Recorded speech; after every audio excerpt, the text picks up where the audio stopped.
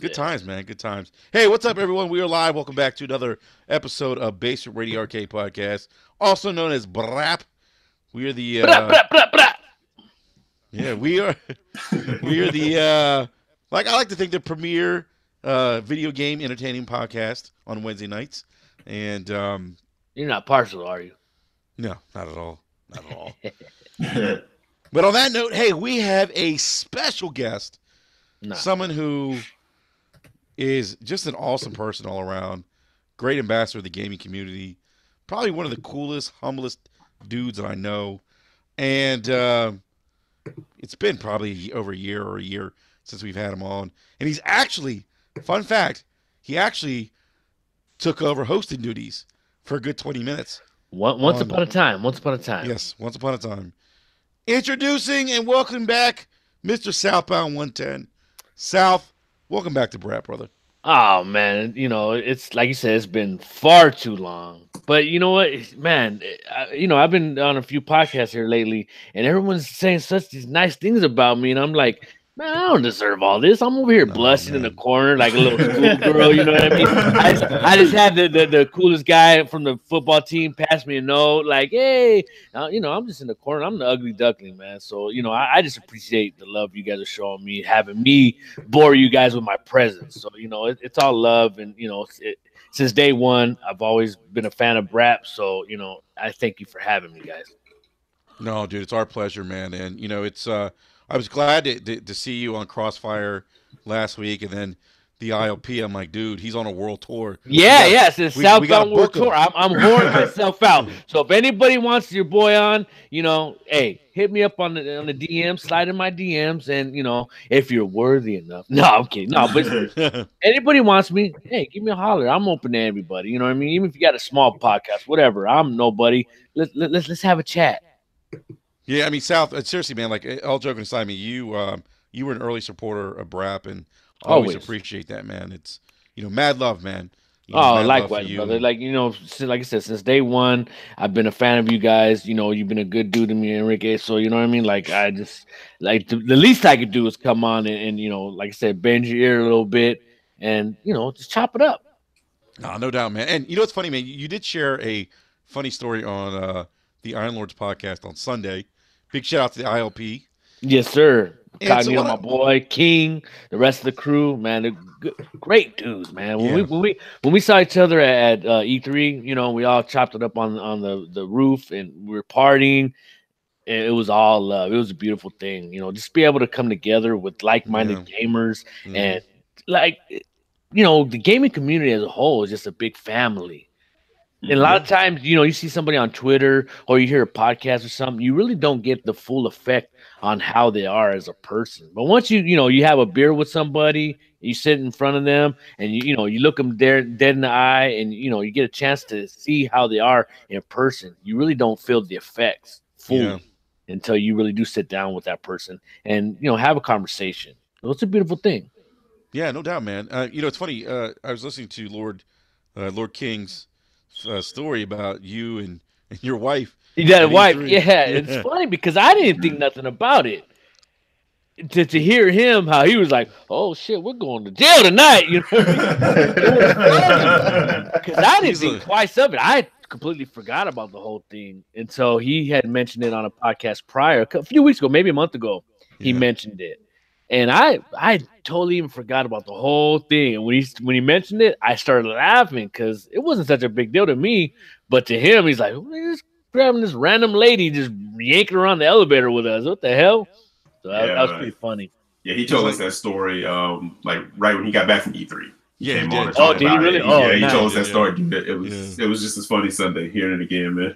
yeah. Yeah, dude, great guys. But all of them, the Iron Lord podcast, they're a great group of guys. So it was nice being able to hang out with them. Like I said, have a drink, chop it up a little bit. It was just all love, beautiful thing. Yeah, no And doubt, man. Enrique, we still got to get a drink together, brother. When are you gonna be able to make it to the West Coast, the best coast? Oh man, I need to, man. I say that every year. I was hoping this year, but now that baby number 4 is here, that's going to be Yeah, and even harder. But congratulations, brother. thank you, I'm man. very happy for you and your Thank family, you. man. It's a Yeah, blessing. No, it is, man. I appreciate that, man. Thank you. And I got family out there, man. I got family out in L.A. and Downey, and so Well, shit, right you there. know, I mean, what's holding you back? Well, obviously you got another baby, but yeah, man, you can take a few days out of your busy schedule to say, hey, baby, yeah, I got a family that's sick or something. You know what I mean? Just come out. yeah, no It doubt, might be man. happen to be E3 time, but hey, you ain't got to know that. Come on. Yeah, no doubt, man. No doubt. Yeah, man. We Let, got to. let, come on, let's make it all about me. This is a podcast. Let's get into some topics. Yeah, no doubt, man. But real quick, so I do want to give that story, man, about the time you came on with Warrior Word, and I dropped from the show, and here I am. I'm the host, and Yeah. I lost my connection, my internet connection for like 20 minutes, I think. It was somewhere around there, and it was just funny because we got left with the ball in our hand, and if we were in person, we would have kind of just had that awkward stare at each other, like, okay, what do we do now? Like, what the hell's gonna happen? So worry just completely just went off the rails, and Vlad came in the picture. Yes, Yeah, I remember that. Oh yes. my god, we were in tears. We were laughing so hard. And do you even have that still up? Yes. Can we go back and listen to it? Yeah, it's still on the channel, man. It's like it might be like episode like podcast like 2 or number 3, 30, or maybe Oh, what?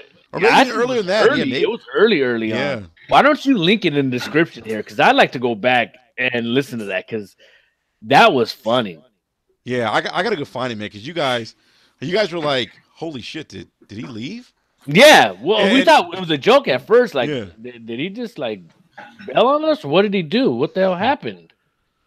yeah, and then Worry's like, I guess we're hosting Well, the show now. yeah, it was a hostage takeover. So we just said, what the hell with it. So he started going off with Vlad, and honestly, I don't really remember because we're in just in stitches laughing. Oh yeah, you guys were laughing at it, and I'm listening to the podcast live, trying to figure out what the hell's going on my internet, and I'm sitting there laughing because you guys are cracking up. Worry's doing Vlad.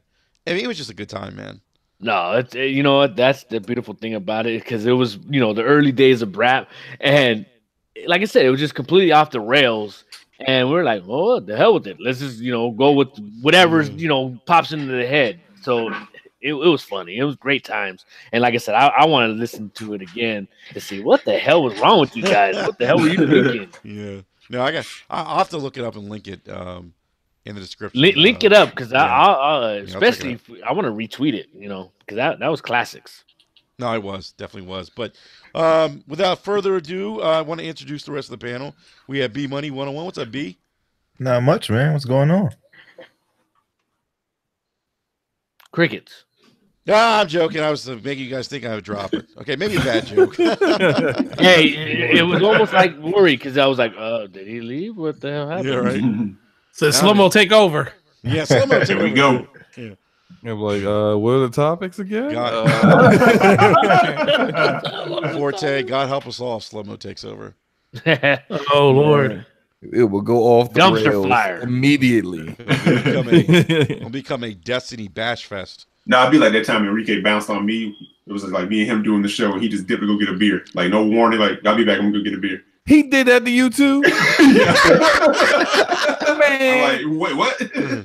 I was in one of these Brad rants before I became a full-time member, and we were just talking, and then Enrique was just like, "Hey, Slovo, I'm gonna go get a beer. I'll be right back."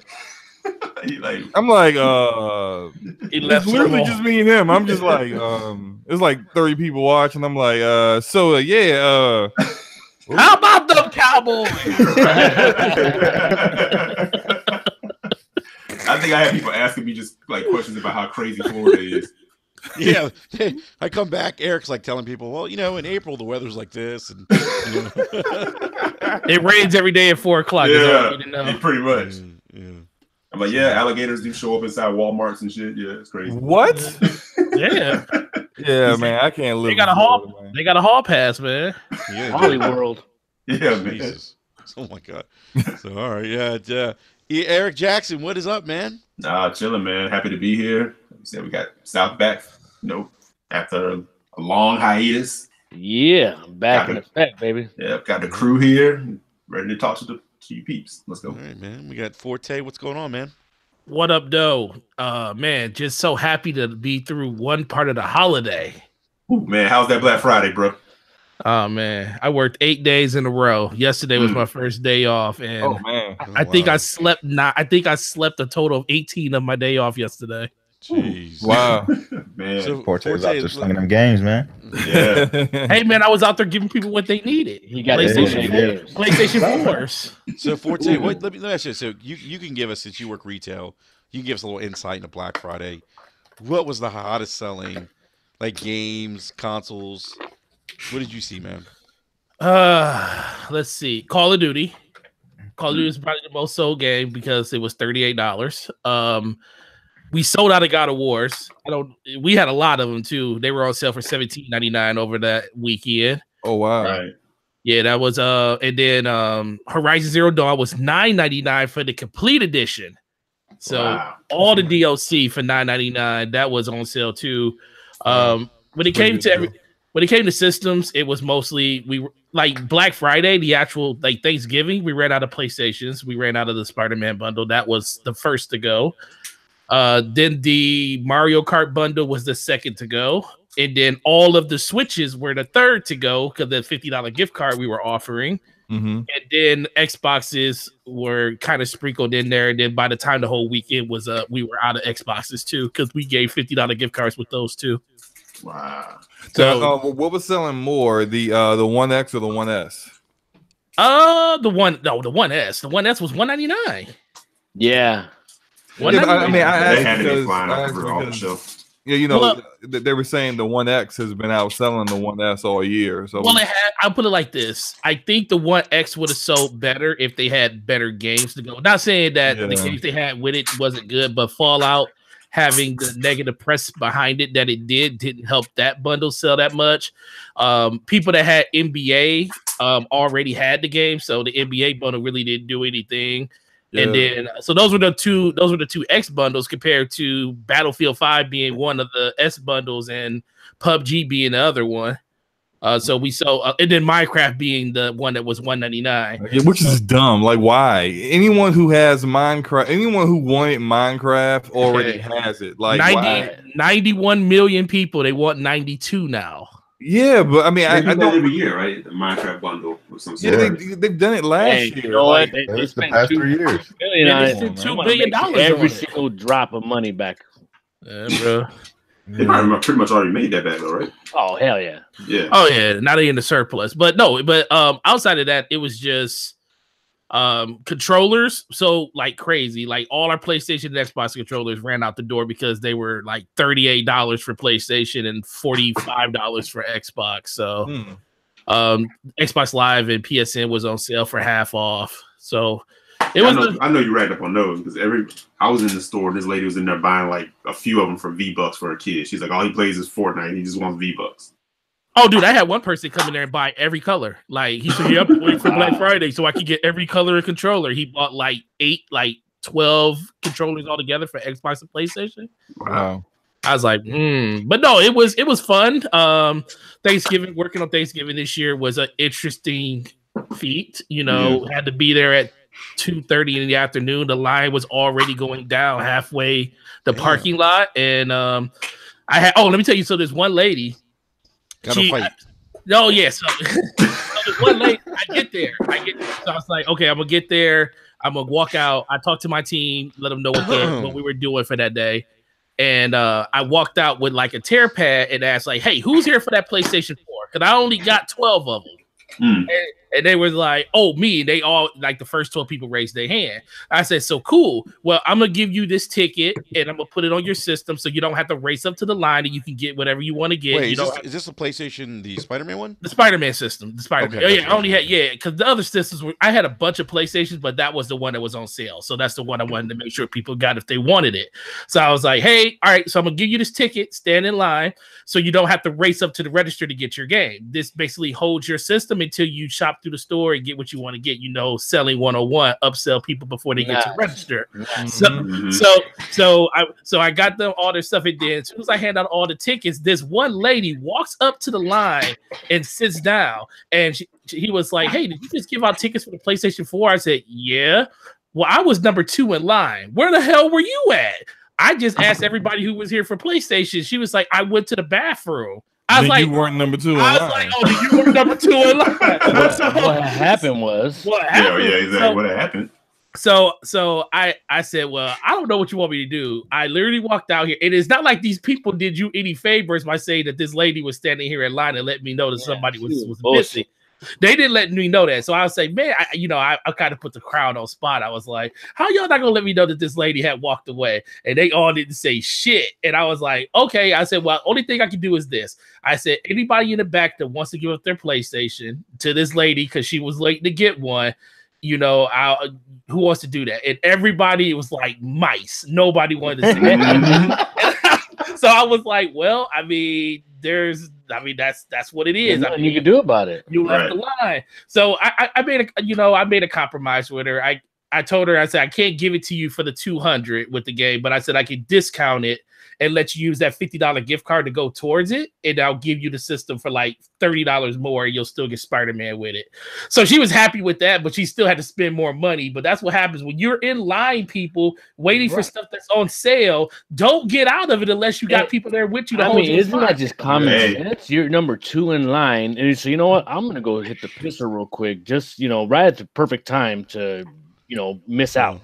Right. Put on some Depends. Especially I was whipping out and pissing the corner or something. You know what I'm saying? Well, and this is the one thing, and she tried to tell me, she was like, well, you guys didn't open till 3, so I was expecting to just walk in and get my system at 3. I said, okay, I can understand what you're saying. I walked out, did something that you didn't know, but we're close. It's like, it was like 2:55 when I did that.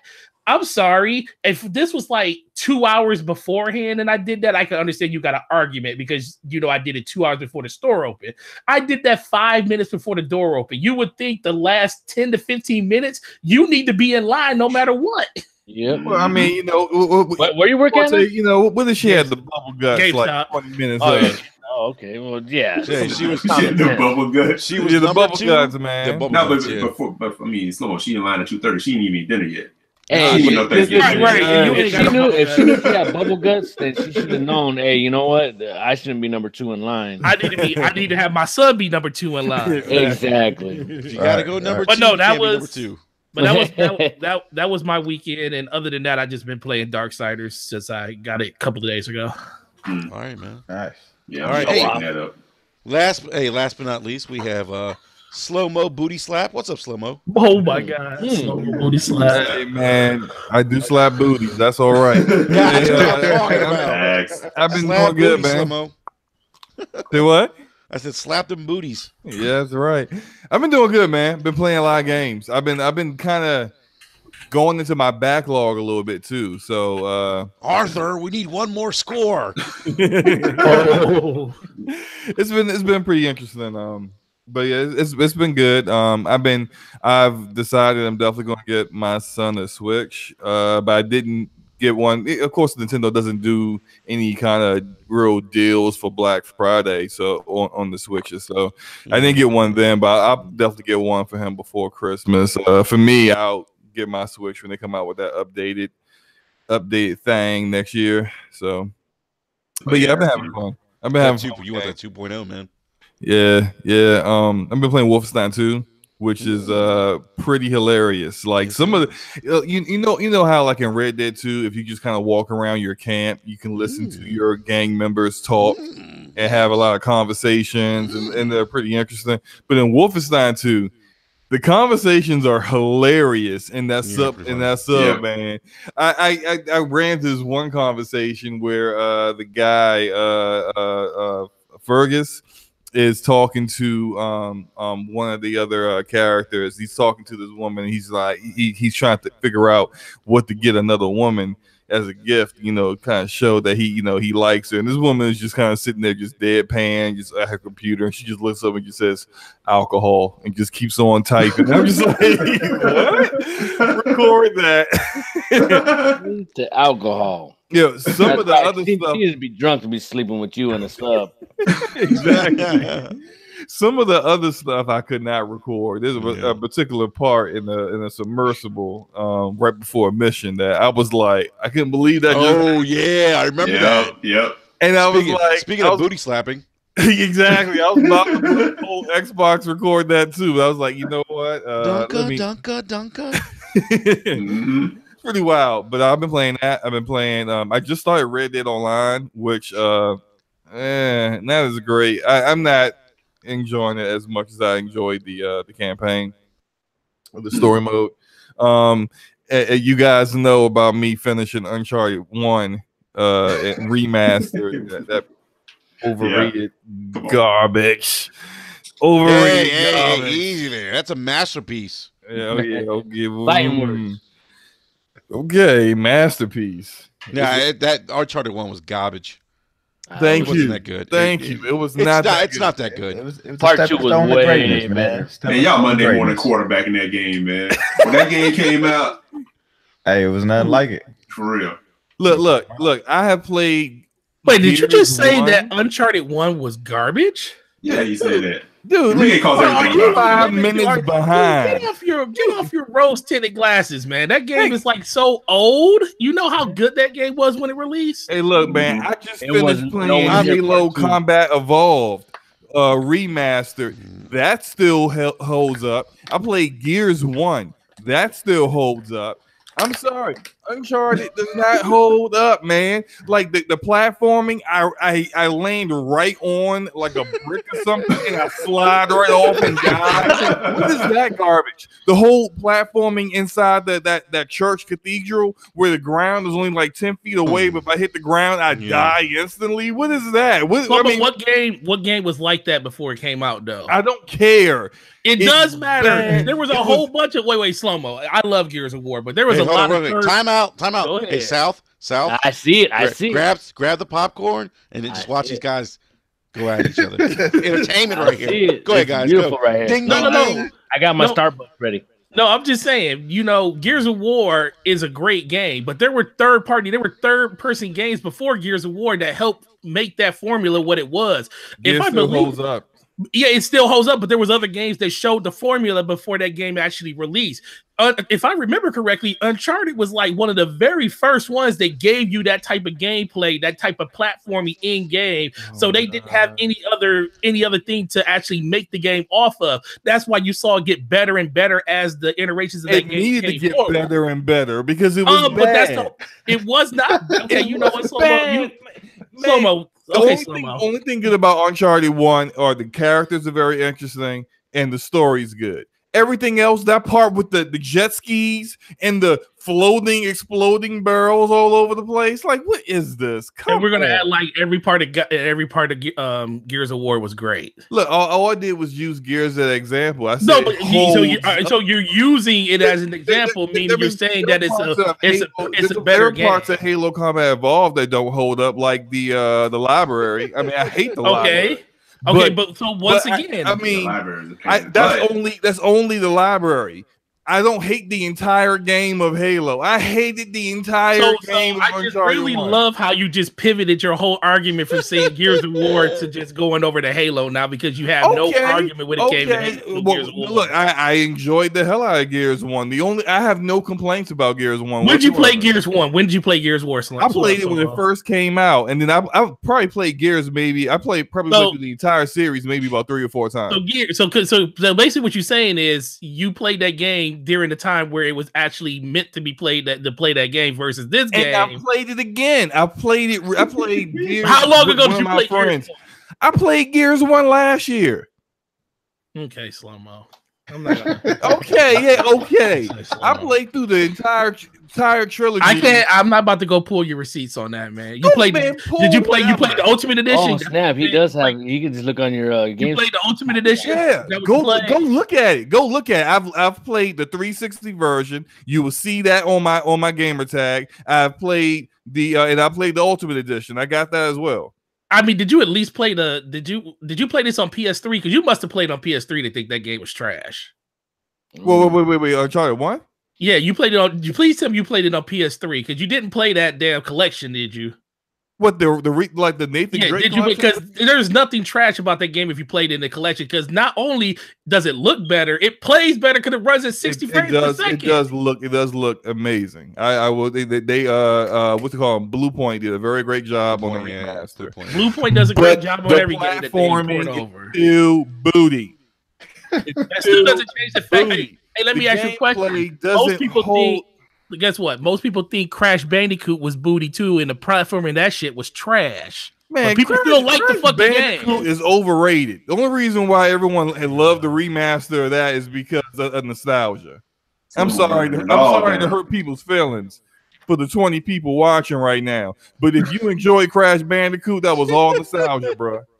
Nah, man. When Crash first came out. Another one. You know what? Why we rewrite history, man? Who all in here? Everybody. Go ahead, B. Crash is dope, man. I'm sorry, y'all. I'm being mean today. I'm sorry. Yeah, you're being real selfish right now. I'm being real selfish today. I apologize.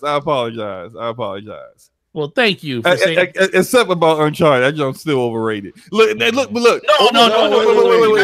Wait. You your whole word. You said over. No, first you said trash. Is it trash or overrated? Well, initially I did say overrated, but then I started to mess around and I said your trash. Feelings basically. But I ain't getting my feelings. I can start having fun with it and say it was trash, but really it is overrated. Yeah. It's a part out of the entire series, and I actually think E agreed with me about this. Is that Uncharted 1 is the worst one out of the entire well, no one's going to disagree with you on that. Yeah. Who's going to disagree with you on that? Overrated. No one ever said the game wasn't overrated. People always said that the first one was the worst of the series. It's just like this. You know what? Mass Effect is my favorite game series of all time. Amen. Mass Effect is by far my favorite series that came out last generation. But guess what? Mass Effect 3 was probably the worst of the 3, but it still wasn't a bad fucking game. It was a great fucking game, by the way. Wait, hold time, pause. None of the Mass Effect games are bad, right? You agree with that? I agree. I believe the Uncharted 1 game is a bad game. Now that's just me. I don't think it's horrible. I don't think it's like Fallout. You said trash. You said trash, bro. Look. Are you willing to trash? Are you going to step back on that? Are you going to step back on that trash statement? It was too harsh of a word. I apologize for the saying trash. I got some of you guys trigger E about to shoot me. I apologize for the crap. I just think it's overrated. It's an average platformer, and I think it's by far the worst of the Uncharted series. Uncharted 2 is the best. I could rock with you on it. You said something I can rock with you on that. I can't rock with you saying the game's trash though. That's the problem.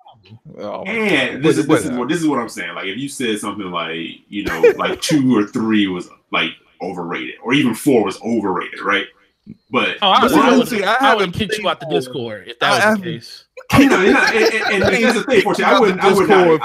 We at the same mod level. I would not agree with him at all. If he I would have called Luke on speed dial and say, "Kick this fraud out of the damn Discord." Look, I haven't played Uncharted 4 yet. It's not Lucas. I will. I planned on playing. Shout out to Lucas. She said, "Get the pony slow mo." I plan on playing through the entire series in the Nathan Drake collection, and then I already have Uncharted 4. These ponies on this panel talked up Lost Legacy so much and went and bought it for $20. It better be good. It is. Lost Legacy is probably better than Uncharted 4. That's what I said. Okay. Look. I don't know about that.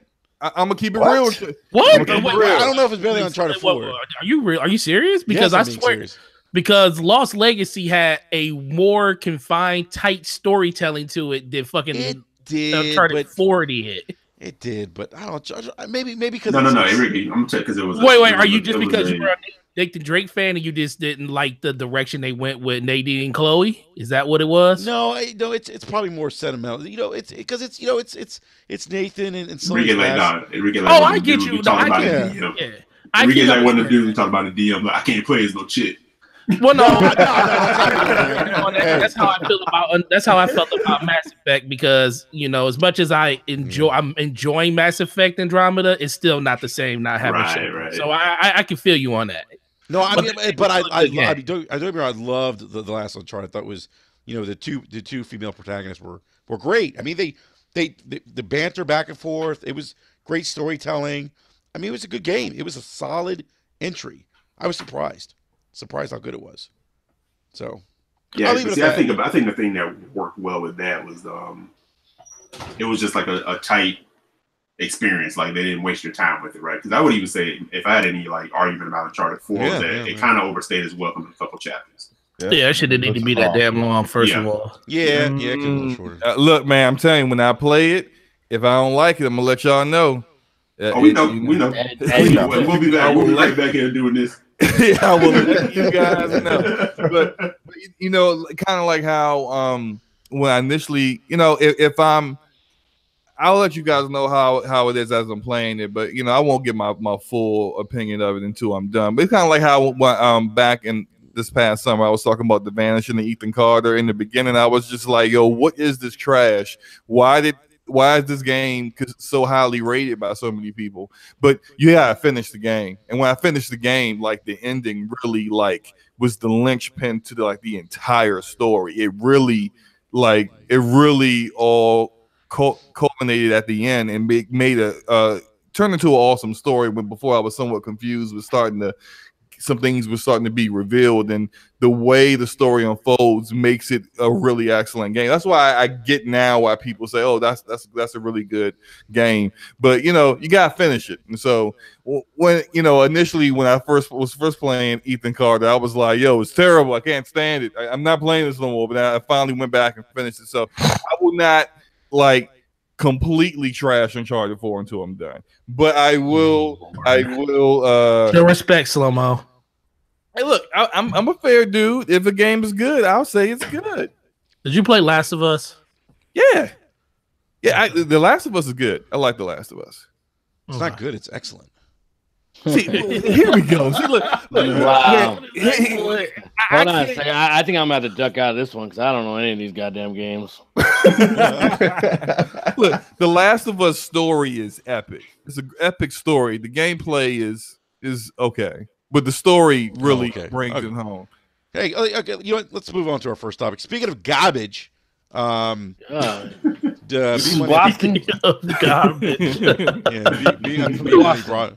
B Money brought this to our attention, and was it B or Eric? Maybe it was Eric brought this to our attention. DM today. Have you guys seen the new Devil May Cry Collector's Edition? Yeah, me and Soundbot was talking about it. Yeah, we were talking about it before we went on. Yeah.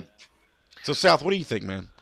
Honestly, I think it's a complete waste of time. Yep. Because who's really gonna buy all that extra crap for a Devil May Cry game? I know that there's plenty of fans that love Devil May Cry, but really, it's just so unnecessary. But you're not, why? you're not getting a statue. My question is why? Does it come with the game?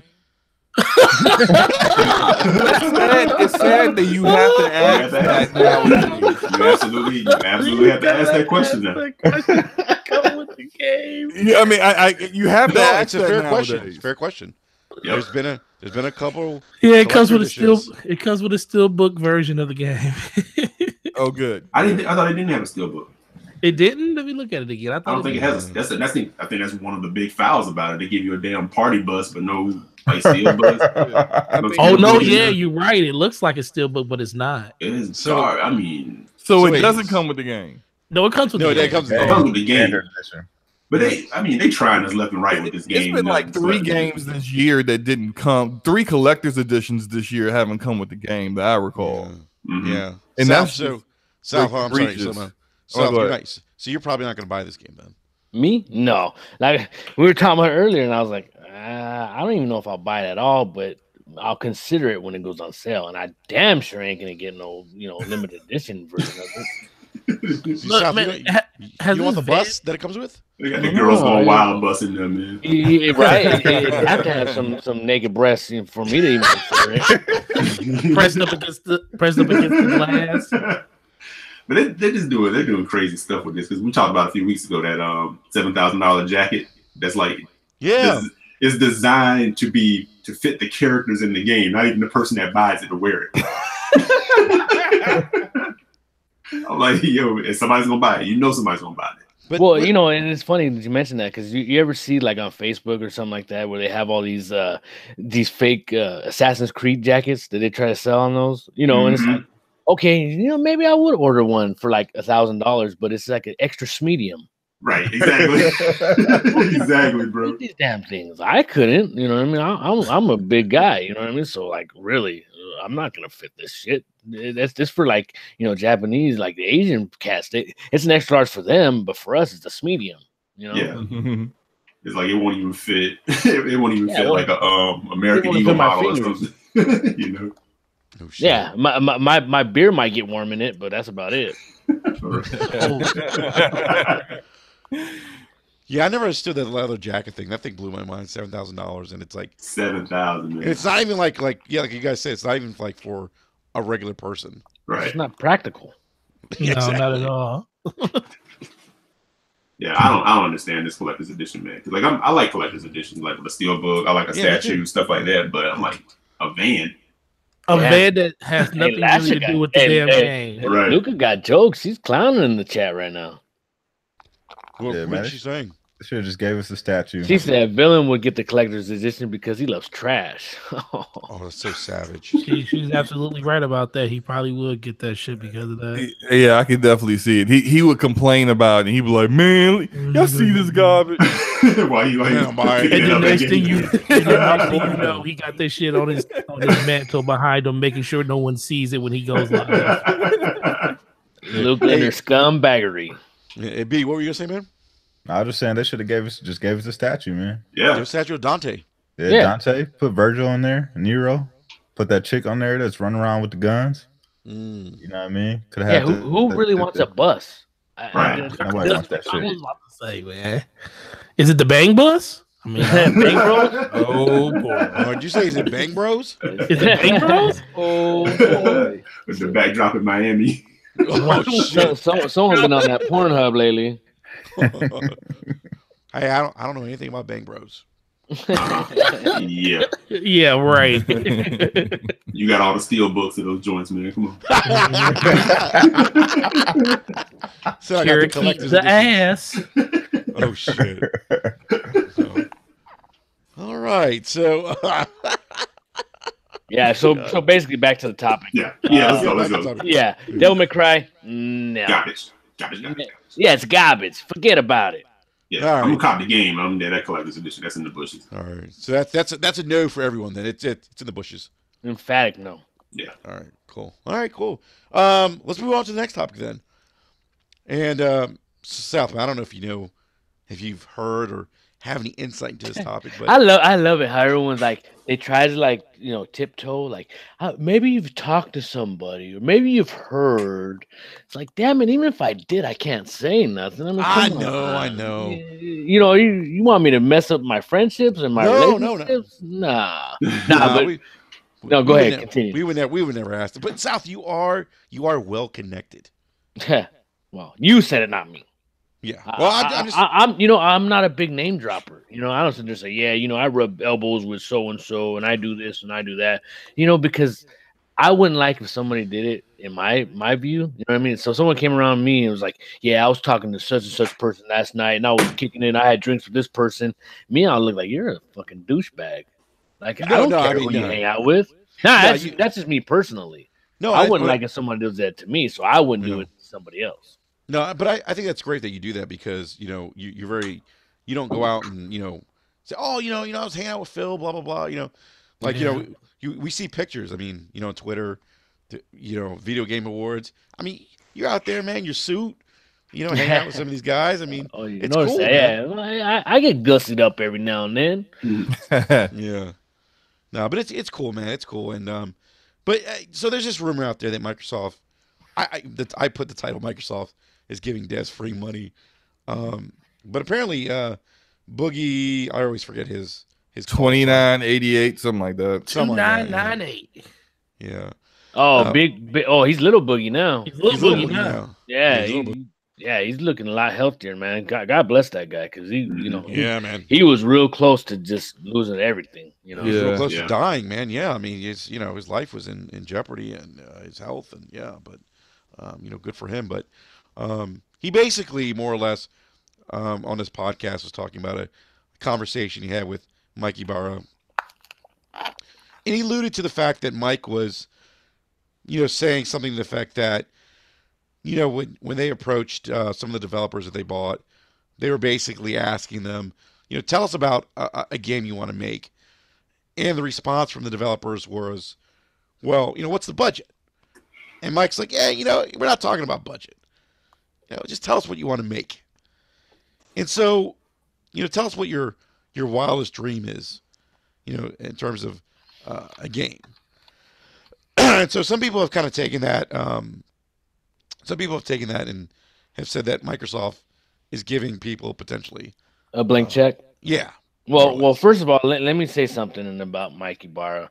Now, I honestly don't think that he would go back and tell Boogie, yeah, we gave him a blank check and this is how it went down. Because Mike is very, very cold. He's shut off. You know what I mean? He won't spill out stuff that he don't want to get out. So I really doubt that he was telling Boogie, yeah, everything's wide open. They got an unlimited budget because, first of all, Microsoft's a business. They're not going to give anybody a blank check outside of Rockstar and the Call of Duty franchise. You know what I mean? Yeah. If they weren't willing to do it for Bungie, for Destiny, they're not going to do it for some. And I'm not trying to downplay them, but they're not going to do it for Obsidian, somebody that's not making quadruple A game. I'm sorry, it's just not going to happen. Yeah, they're going to have a nice budget and they're going to be able to work freely, but everything has a bottom line.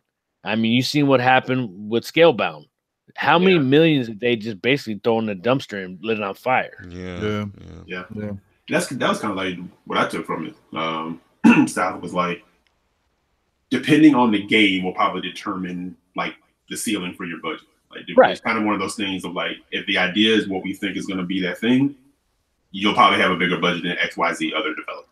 Exactly, because you think about it, they'd have to be pretty far in development, or at least have a really, really good idea for Microsoft to even take a bite out of their pie. You know what I mean? So they have to have a pretty good idea what they're making, and say, "Oh, well, what's the budget?" Sounds like eating pie.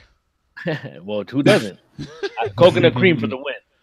But no, but seriously, like they have to be further along in their idea than to say, "Well, what's our budget?"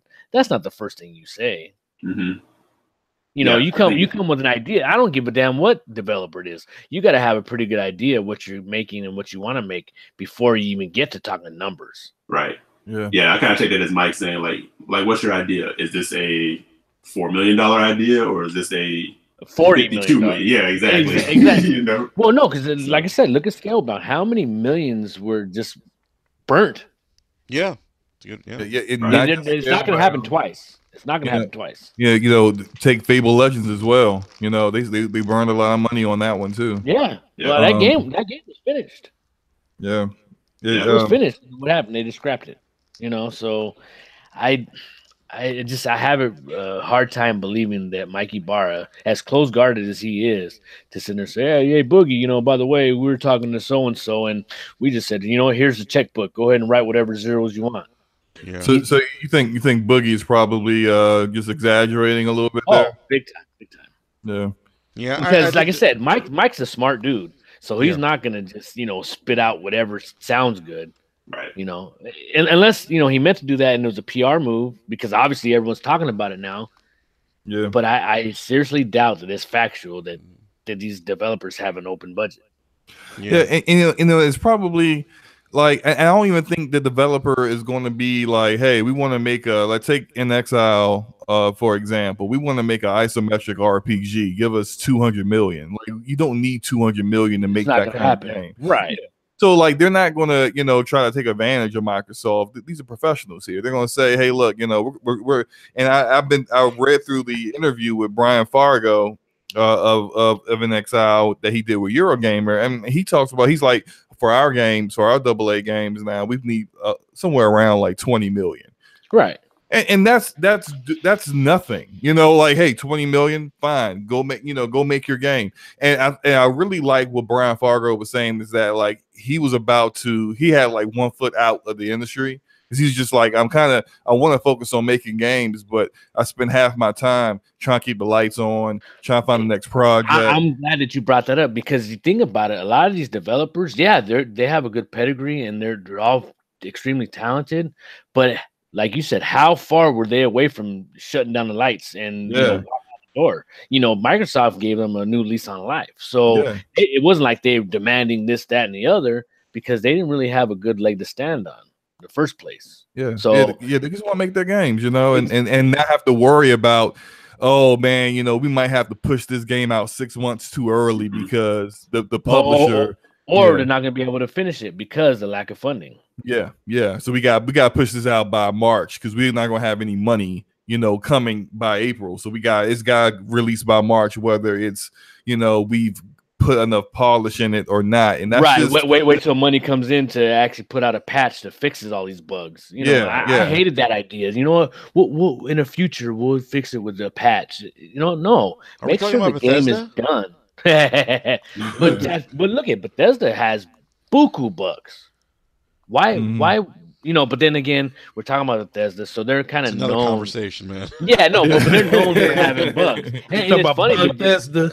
But we're talking about Obsidian as well, because remember, the what's it called, the Fallout game they came out with, that was buggy. New Vegas was buggy as hell. But they made that in 18 months, which is kind of, that's very rarely do you see a game of that kind of quality made in such a short period of time. But how long did it take for them to fix everything with the patches?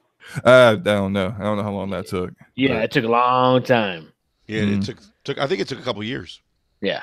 I'm fine with that. I've always been of the mind that I will rather a game be delayed and then come out, for the a better game when it's ready. When it's ready, then you release some unfinished trash that's just going to make me not want to play it once you finally fixed it. And then let me bring it again.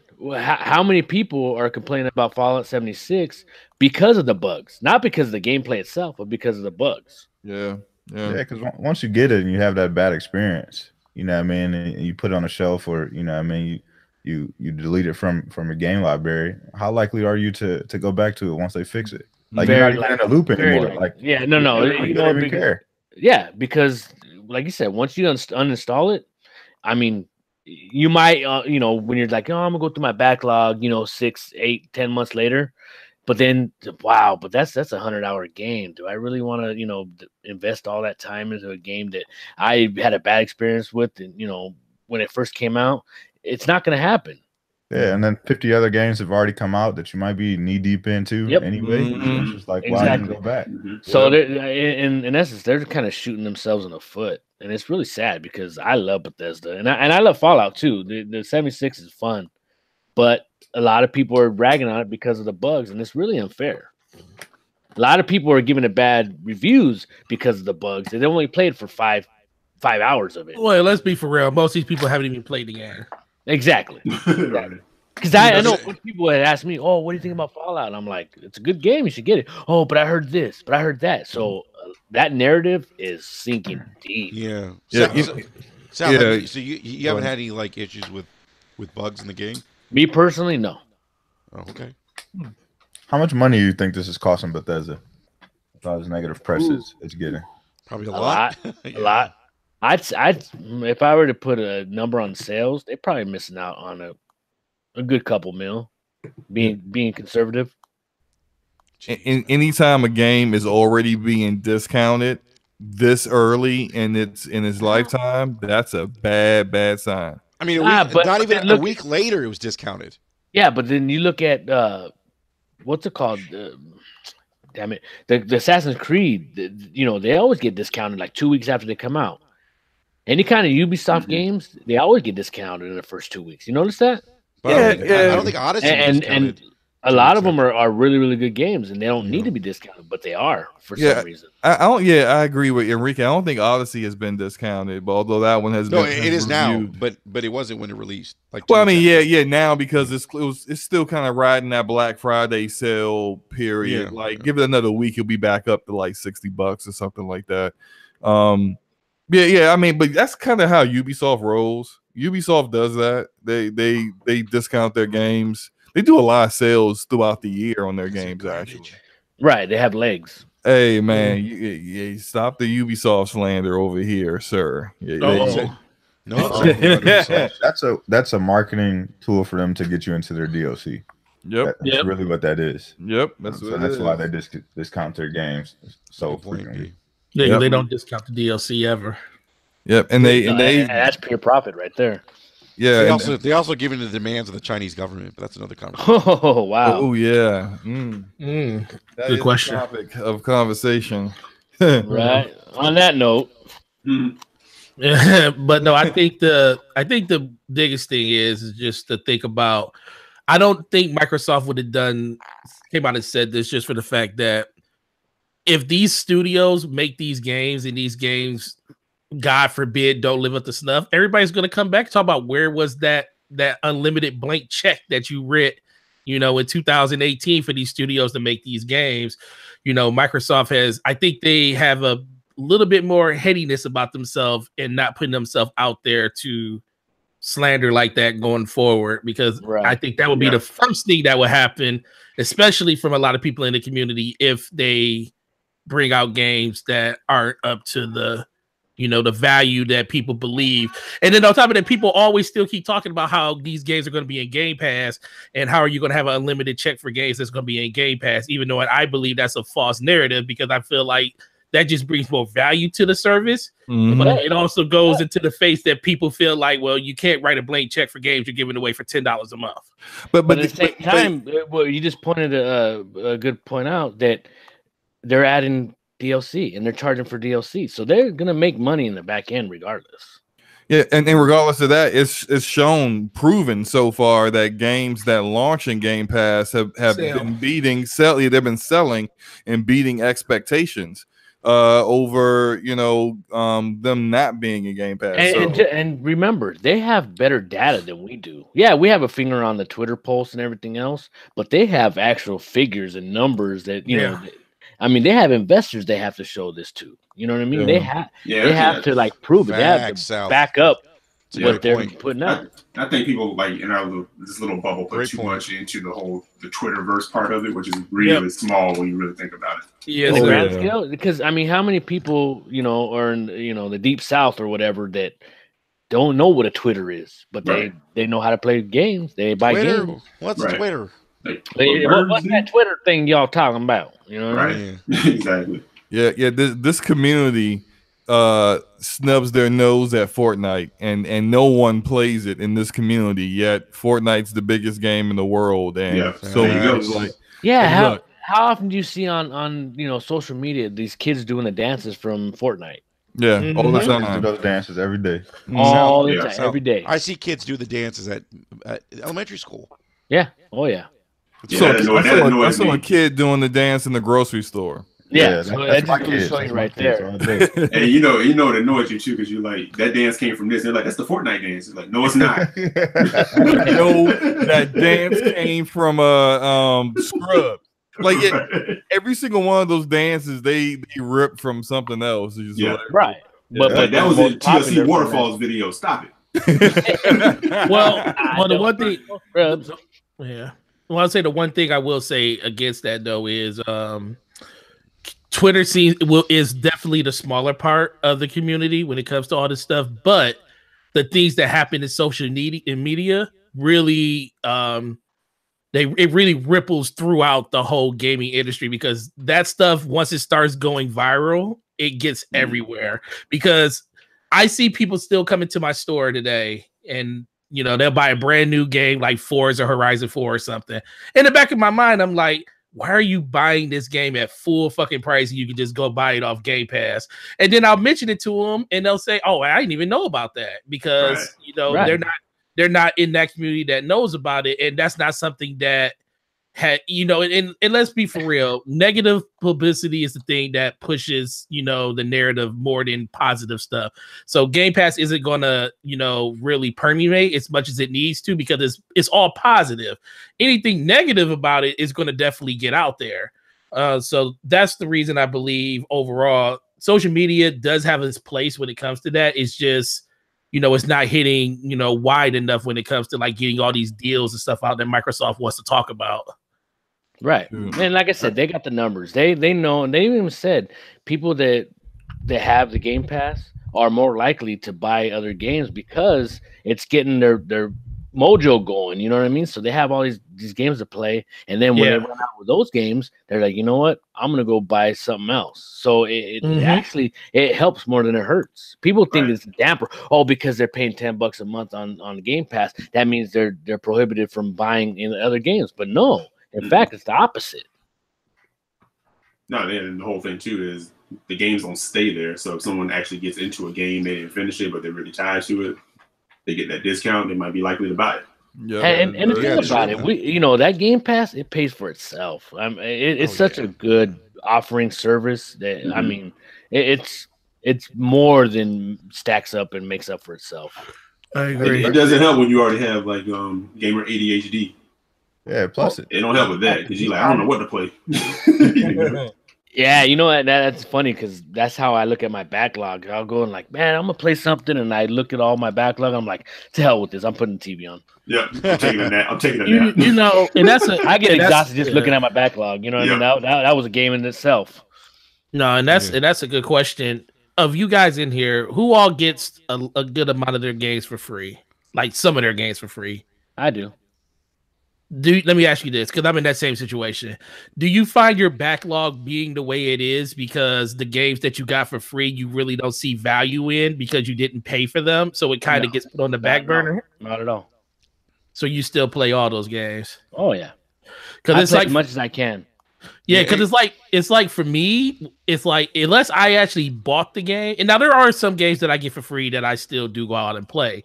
But for the majority, the most part, if I don't pay for it, it feels like I don't have a interest to like say I gotta hurry up and go play it. Like when God of War came out, I paid for that game. I went out and beat that game day one. Spider-Man, I still haven't even gotten to that. Same thing with Assassin's Creed. Fraud. I probably. I'm being honest. Well, first of all, Destiny takes up and consumes my life, so that's. I know. I want to let you know that. that you not playing Spider-Man yet is egregious. But continue. Well, Spider-Man is going to get played, but. Perfect example. I paid Darksiders 3. What you're saying is just because you didn't buy it, you feel like it has less value to you to run out and play it as quickly as you had paid for it. Like because Darksiders 3, I just went out and bought that. I got that 2 days ago, and I'm playing that. I'm putting down games that I love, and I would never put down for any other game, but I'm putting it down for this game. I don't know. Maybe it's just the way that it's wired for me, but I noticed over the last 3-4 years, the reason my backlog is as bad as it is because some of these games I want to play, but I don't have a connection to have to actually play it right then and there. And then by the time you look up and want to play it, it's like 6-7 months out of time. And then there's so many other games coming out and it just gets put deeper and deeper in that backlog. But it's the age-old saying, out of sight, out of mind. Yeah. Exactly. And that's what digital does to you. I will say that. Oh yeah, digital, yeah. Because you don't have the stack in front of you to like, oh damn it, I need to get on that. I need to play that. If you got it in digital and it's in your ready to install games, you don't really see it. So you don't even think about it. Yeah. You don't visually see I'll tell you what motivates me to play some of my games and get some of my games finished is when I see that I'm running out of memory on my internal and external hard drives. I'm like, you know what? I got some of these games I got. Let me go ahead and finish some of these games so I can. But you buy everything, Slow-Mo. You're not in that situation. You buy everything. Yeah, I mean, but I buy a lot of games. No, but that's a good point. Games on sale too. That's a good point because you really want to know what you're gonna play is what you don't uninstall. Yeah. Yeah. When you look at your list, say, okay, I'm gonna install this, but I'm gonna keep this. I'm gonna install this, but I'm gonna keep that. Right Yeah. there, that should be your list on what you're gonna end up playing. Because okay, say I got Call of Duty versus Assassin's Creed. Well, I'm gonna uninstall the Call of Duty first before the Assassin's Creed. So that means I want to play the Assassin's Creed more than I want to play the Call of Duty. Yeah. Same thing. Storage space is a big big guess or estimate on what you're gonna end up playing. Yeah, I got 12 terabytes. I Well, got like 4 free. Yeah, you ain't got nothing to worry about. But still, Yeah, if you're you good, only man. had a 6 gig, then you're like, Yeah. well, what am I gonna do? That's crazy when you hear 6 terabytes is not enough nowadays. Right. 6 terabytes ain't enough. That's why 14. Everybody's trying to get to the next generation. Like, what we gonna do with this hard drive space? Yes, Because those games is gonna I get bigger want and to know how bigger. they can figure that one out. Plug it right up to that PS4 or PS5. And whatever the next Xbox is. Yeah. Yeah. I'm maxed out on memory for both my PlayStation 4 and my Xbox, and I'm using 2 terabytes for externals on both, but I'm probably gonna go up to 4 next gen. You know what's funny? I have 12 terabytes on Xbox and I got 1 terabyte on PlayStation. 1 terabyte hard drive on my PlayStation, and I probably have more games on PlayStation than I do on Xbox. It is kind of crazy. But they're not installed. But they're not installed. Only Yeah. games that's installed on my PlayStation is Madden, Red Dead Redemption, because I have that on both systems. Call of Duty, Assassin's Creed, and I deleted Destiny because I refused to play that game on another platform. I refuse. I can't do it until they give me cross progression. I can't do it. Yeah. Not gonna happen. Facts. So, and God of War. I had Spider-Man on there too, but I keep God of War because I'm chipping away at that New Game Plus on that every once in a while. Yeah, I was thinking about doing New Game Plus for Spider-Man, but there's some parts of it that I just don't feel like I have 100% of everything. The base game and both DLC so far. I do not want to do the pigeon thing ever again. I'm never catching another pigeon, and and some of those like flying through fog and smog and cleaning up the planet shit. Nah, I don't want to do any of that. So I'm just not going to do New Game Plus, even though like the main storyline stuff is pretty cool. I just don't want to. I just like seeing that 100% there and just. But you love the game, Slow-Mo. You need to do it. Nah, I'm good. Like I'm probably going to uninstall after the if I don't hear anything from Insomniac about doing any further DLC after this last one, I'm probably just going to uninstall it. Even question though, how about if they took how PlayStation likes to add DLC and they add achievements and it takes your percentage down? Yeah. How if that percentage went down to 92%? Now 100% ain't there no more. You gonna go and get that back to 100? No, I'm at 100 for everything now though. Like, no, I'm saying, how if the next DLC they add adds as story? No, I said unless they are going to do more DLC. So if they say we got another DLC planned for like fall of 2019, then I may uninstall it for some space, but then install it back once it comes back out and then play it again. But if not, I'm just going to shelf it, uninstall it, and move on. It was great fun, and I actually enjoyed it more than God of War. Although I can recognize God of War is a better game, but once that last DLC comes out and I finish that whole DLC story arc, unless Insomniac got something else for me, I'm gonna move on. I got other stuff to play. I got a whole Yakuza series to play. I got these overrated Uncharted games to play. Sneaking this you did nice. Yeah, he likes to sneak this on the Uncharted. He's a pony at heart. No mind. Reincarnated as Zaire. Wow! Really? Did you guys see that there's a video game rehab? What? No, what is that? For Fortnite? Yeah, exactly. Over Fortnite. Yeah. Fortnite addiction is forcing kids into video game rehab. What? No.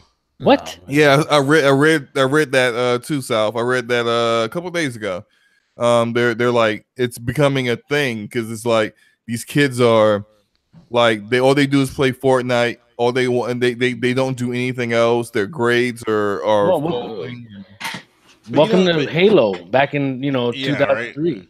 But now, tons of dough on V-Bucks. Oh man! But now what's happening is, the industry is getting a bad rap as, oh, here's the video games, they're corrupting young minds, and it's we're the parents, though, it's not video games. It's not one thing, it's another. First, it was gun violence. Now it's these kids are getting fat because they're not doing anything. Like, when are they gonna stop blaming everything else but their parenting? Yeah, exactly. Yeah, exactly. Like when I was growing up, we had to go outside. I mean, I grew up playing video games, but we had to go outside, and it was you come back in when the lights come on. The street lights come on. I played basketball, football, and baseball all through the year. I did the same thing, but it's a little different now compared to when we were kids. Here go Enrique with them lies. All right, anyway. What do you mean? Why do you think it's different, Slow-Mo? Because there are no kids outside now. Like when I was a kid, man, you run into kids all the time outside. I will go outside and I will play with my friends in the neighborhood, But now, if I told my kids to go outside, I would pretty much have to go outside with them to make sure they're okay. And then also, there's no other kids outside playing. And I know that's like every single neighborhood. There's just no kids don't play outside no more. I mean, my neighborhood, there's kids outside playing, but if you were to present them the option of playing a video game, they're going to play a video game. Yeah. So, all right. So, how my many kids kids do you see outside? See, the older I got. See, hey, B, go ahead real quick. I was going to say, my kids are a little different. My kids are 11 and 9. And my daughter's 6, so they enjoy going outside, even with their love for Fortnite. They all play Fortnite throughout the house. But when in the summer and the spring, if the sun is up and it's warm enough, they're outside and they're outside with their friends. You know what I mean? My sons are really into sports. They play football and they've been playing football for the last 4 years. So they always go get their friends, throughout the neighborhood, and we've got a park down the street. They go get all their friends and they go play football at the park. My daughter has friends from school she'll link up with, and they'll I'll go to the park with them, and they'll be up there swinging and playing on a little jungle gym or whatever. They would much rather be outside as long as it's nice. But if it's not nice, then they're in a house. Nope. And I was going to say that same exact. Yep. And I was going to say the same exact thing because my kids, they love my 8-year-old, my 7-year-old plays Fortnite. But if I say, hey, you want to go to the park? She'll be the first one to say, yeah, hey, let's go to the park. And they'll call up their friends. And if their moms can't take them, then I'll go get them and we'll go up to the park for a couple of hours a day. So the biggest thing for me, it's not the kids, it's the parents. Parents are lazy as hell nowadays. Yep. They rather sit there and let their kids do whatever they want to do at home, as long as they're out of their hair and they can do whatever they want to do in the house. They act like their kids aren't even a part of their life, and then make excuses on why they're fucking up. Exactly. Yep. I don't disagree all the way, but let's hold on. We got a little bit differences. We have some differences in how society views kids unattended. Because when I was a kid, my mom would say, hey, Slow-Mo, go outside, go play. Because she wanted to get rid of me so I could go, she wanted some time. But growing up, as long as we were within whistling distance, then we're good. Yeah, you would go outside and for me, it was just stay within the neighborhood. I had my entire neighborhood to play. It was my whole playground. And me and my friends, we would go on our bikes, we would ride around the neighborhood, we would, meet up with other people 4 or 5 blocks away, whatever. But even times when my other friends couldn't come outside, I would still go outside and just ride my bike or do whatever, That's how it was back in the 80s. You could curfew do that. Mm-hmm. You had curfew. Come home when the lights turn. Yeah, when the lights come on, don't let those lights catch you. You can't do that now. There are parents being arrested because they let their child, their only child, go walk to a park a couple blocks away, and someone said, "Where's this child just by itself walking around?" Child 9, 10 years old. But you can't go to a park by yourself.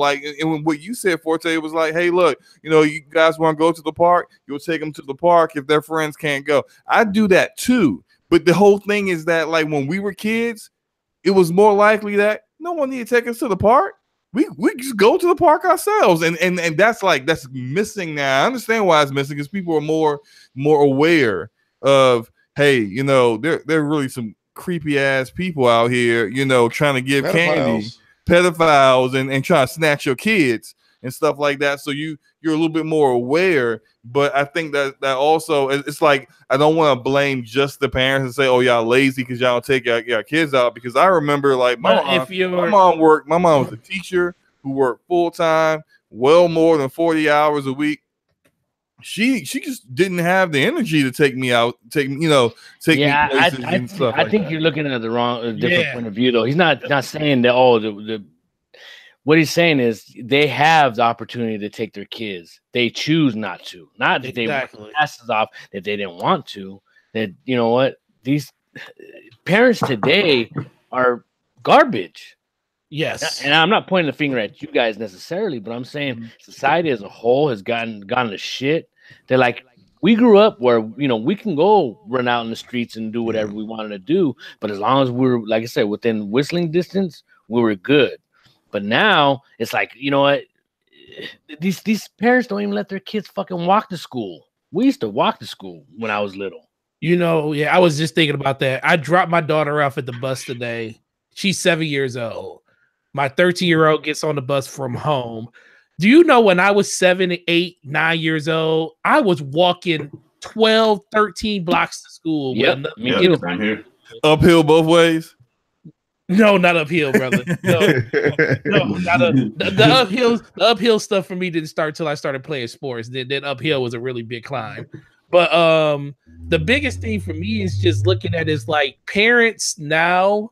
It's like work is work. Like you said, people are tired when they get home from work, and that's 100% true.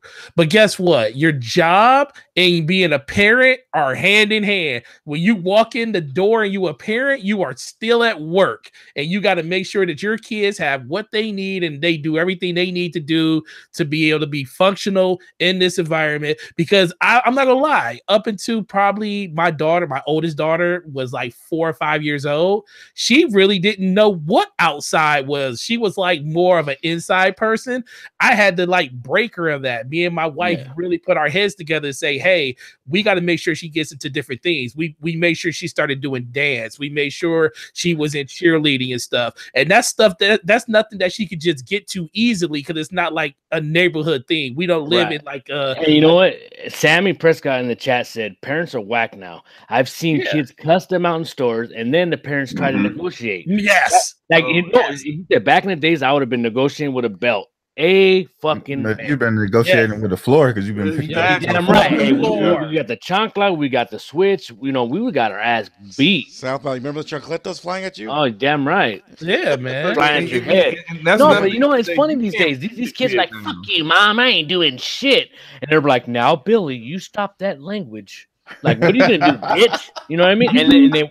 And they get their game or whatever they're gonna get. They're fucking spoiled these days. Like, hey, we even said, you know what? And I get that look like, oh shit, I know what a chocolate's coming out my head. You know, now these kids don't even know what no means anymore. That's great. It's true, man. I see it all the time. I see, dropping my kids off elementary school, kids acting sassy to their parents, and I'm like, this is crazy. I mean, if I don't understand it. I work in a school, man. So I see them like get dropped off. I mean, there was this one morning, this kid out there. He said, "Whatever, mom, whatever." You like slam the door shut. I'm like, yo, man. Pauline Jackson would have looked like a linebacker coming after me, man. and let's not be say parents aren't allowing their kids just to go outside, because I work in retail and I have kids that literally their parents are over at Target, and then their kids are in my store. I'm like, wait, they'll be like, where's your parent at? It's like, oh, I want to buy this game. Oh, it's mature rated. You got to have your parent with you. Oh, let me give her a call. She's over in Target. I'm like, in Target, dude, you're like 7 years old and you're walking in the shopping center by yourself. And you got a phone. And got a phone. They got a phone, yeah. Right. So don't sit here and tell me that you are afraid to have your child out in the streets when you're in a not even a residential area. You're in a business district where any fucking thing can happen. Your kid could be walking in the parking lot and something can happen. Yep, and get snatched up. Oh man, and people don't realize the Hey, trafficking honestly, thing is like serious here, we could man. talk about this for hours. It's I just know. society as a whole has gone to shit. Yeah. It really has. But to Slomo's point, it is true. Like you don't see as many kids play. Like my daughter wants to go out and play all the time, but we definitely are in that world where it's like not like when like Slomo said, I used to be able to run the whole neighborhood. But there's no way I would see my daughter out there like run the neighborhood now. And they go, oh, but you know what? These kids see stuff that they didn't have to deal with when we were kids. Bullshit. You think pedophiles just grew out of a fucking ground Right. yesterday? It just started. It's a tad different when pedophiles were out there and there's a bunch of kids outside. Like you're not like it's like a group of kids. A pedophile ain't gonna try to snatch everybody a kid. had that weird uncle that we had to stay away from. You know what I mean? Yeah, but that's true. But then, like now today, if a kid goes outside and there's less kids outside, they're more likely to be alone. Then there's more likely a chance a pedophile might try to, snatch a kid versus he's there with he or she is there with a group of kids. Yeah. That's a lot of eyewitnesses to what's going on. They're less likely to do anything. It's just it's bottom line is what I'm saying. There's too many excuses to be had instead of saying, you know what, I raised my kid to know what's right and wrong, and and there's this danger. He's gonna call 911, or she's gonna call 911, or she, that kid of mine is gonna call me or the closest adult there is. Yeah, and it's easier to pass the buck. Bottom line, it is. And the last thing I will say about it is, I don't know if you guys were affected. I know Southbound you wasn't because you're on the West Coast, but I think it was like 2004, 2005. We had that brownout that like literally took all our power out on a lot of parts of the East Coast. Yep. And I remember that. I was in West Virginia at the time. Oh, you was in West Virginia, so it was out for like a whole weekend and stuff. And I'm gonna tell you. You say that kids were outside a lot then or now. Back then, I didn't realize how many kids lived in my neighborhood. I got home from work that day, and it was like you said, yeah, there's a bunch of kids. There's always kids outside when we were younger in like the 80s and early 2000s. The day of that brownout, when nobody had power and everybody was outside, I didn't know so many kids lived in my neighborhood. I was like, dude, there's like 30,000 kids that live on this block, and I didn't know none of y'all lived here because it just seemed like people were scared to have their kids coming outside. So this was something that was happening even back then, but it was just a little bit more freer for people to like say, hey, just go outside, just be home before the lights come on and all that other crazy stuff. But it was happening even then. It's just happening more at an extreme rate now.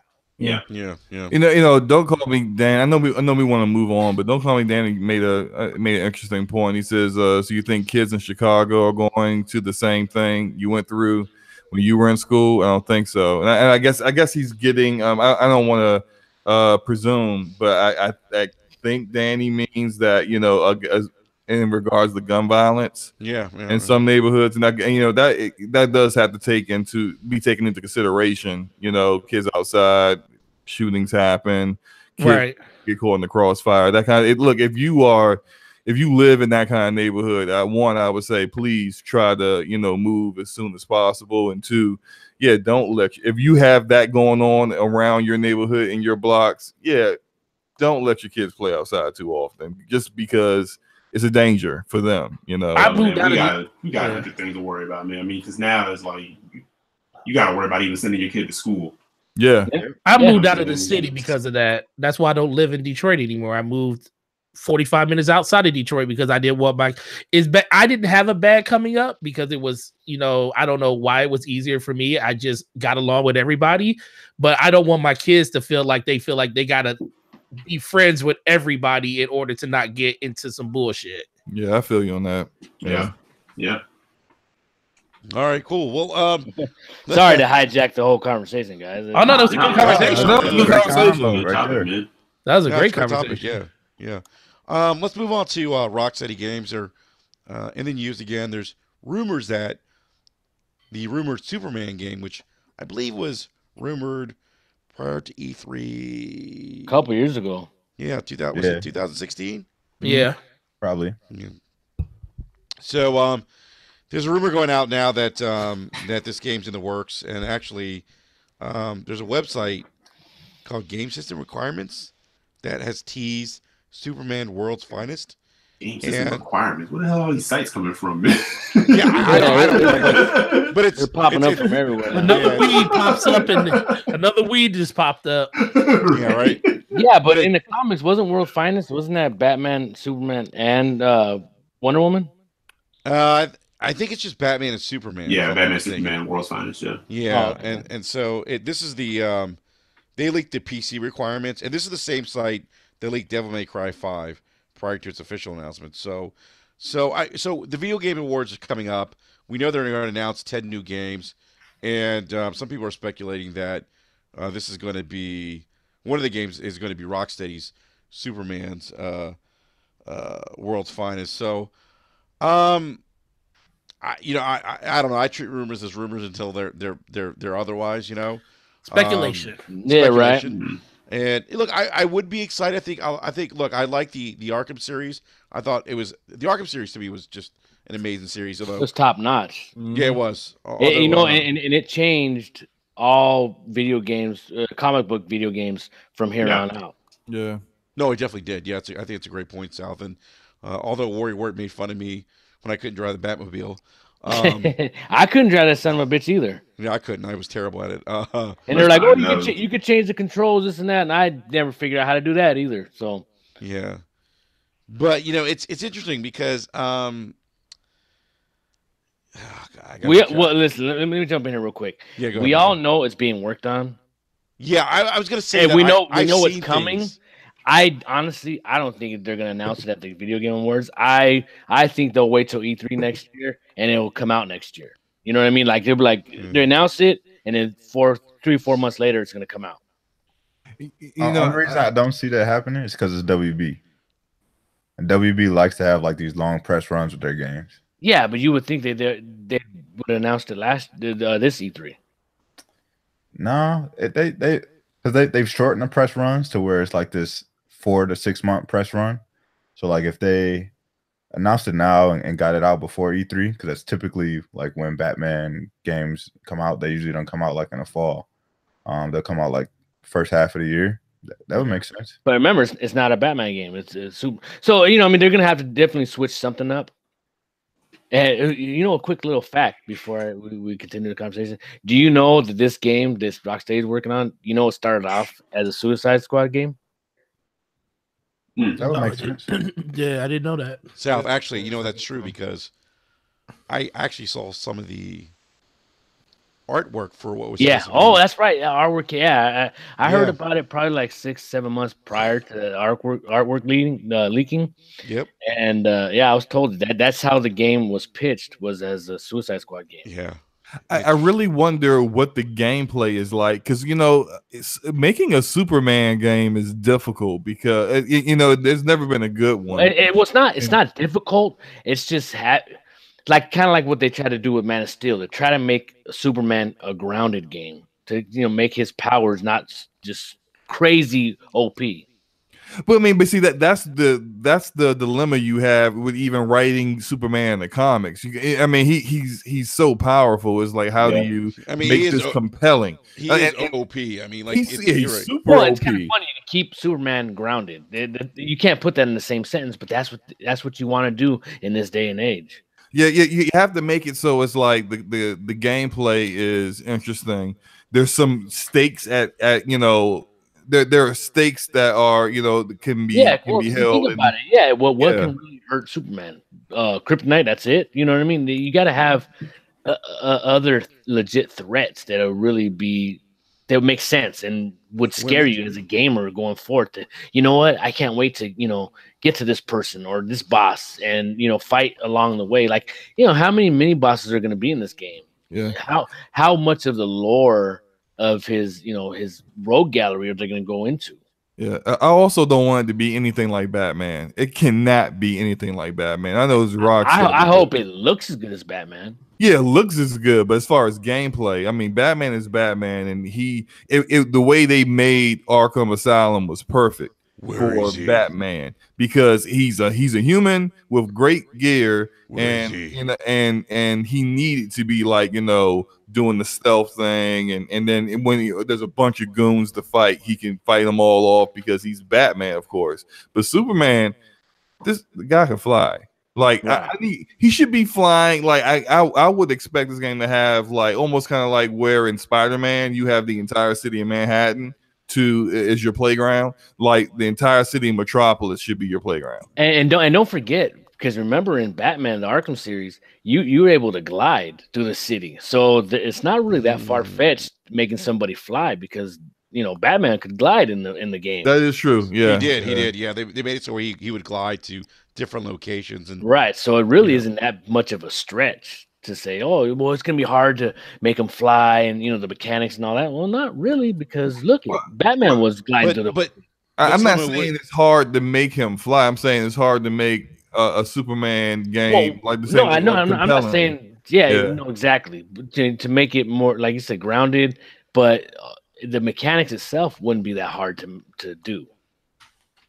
I feel you on that. I see what you guys are saying. Like I think you're right, South. The mechanics wouldn't be hard, but Slim, I see your point. Like it's got to be a compelling reason for him to fly. Like it just can't be him flying for the sake of flying. Well, and then okay, so it's a Superman game. Is it an origin story? Because I'm kind of sick of that origin story. I want it to be fully established Superman, not Clark Kent, being a young kid. We've already watched Smallville, and we've seen Man of Steel. We already had the origin story. It's kind of like a Batman.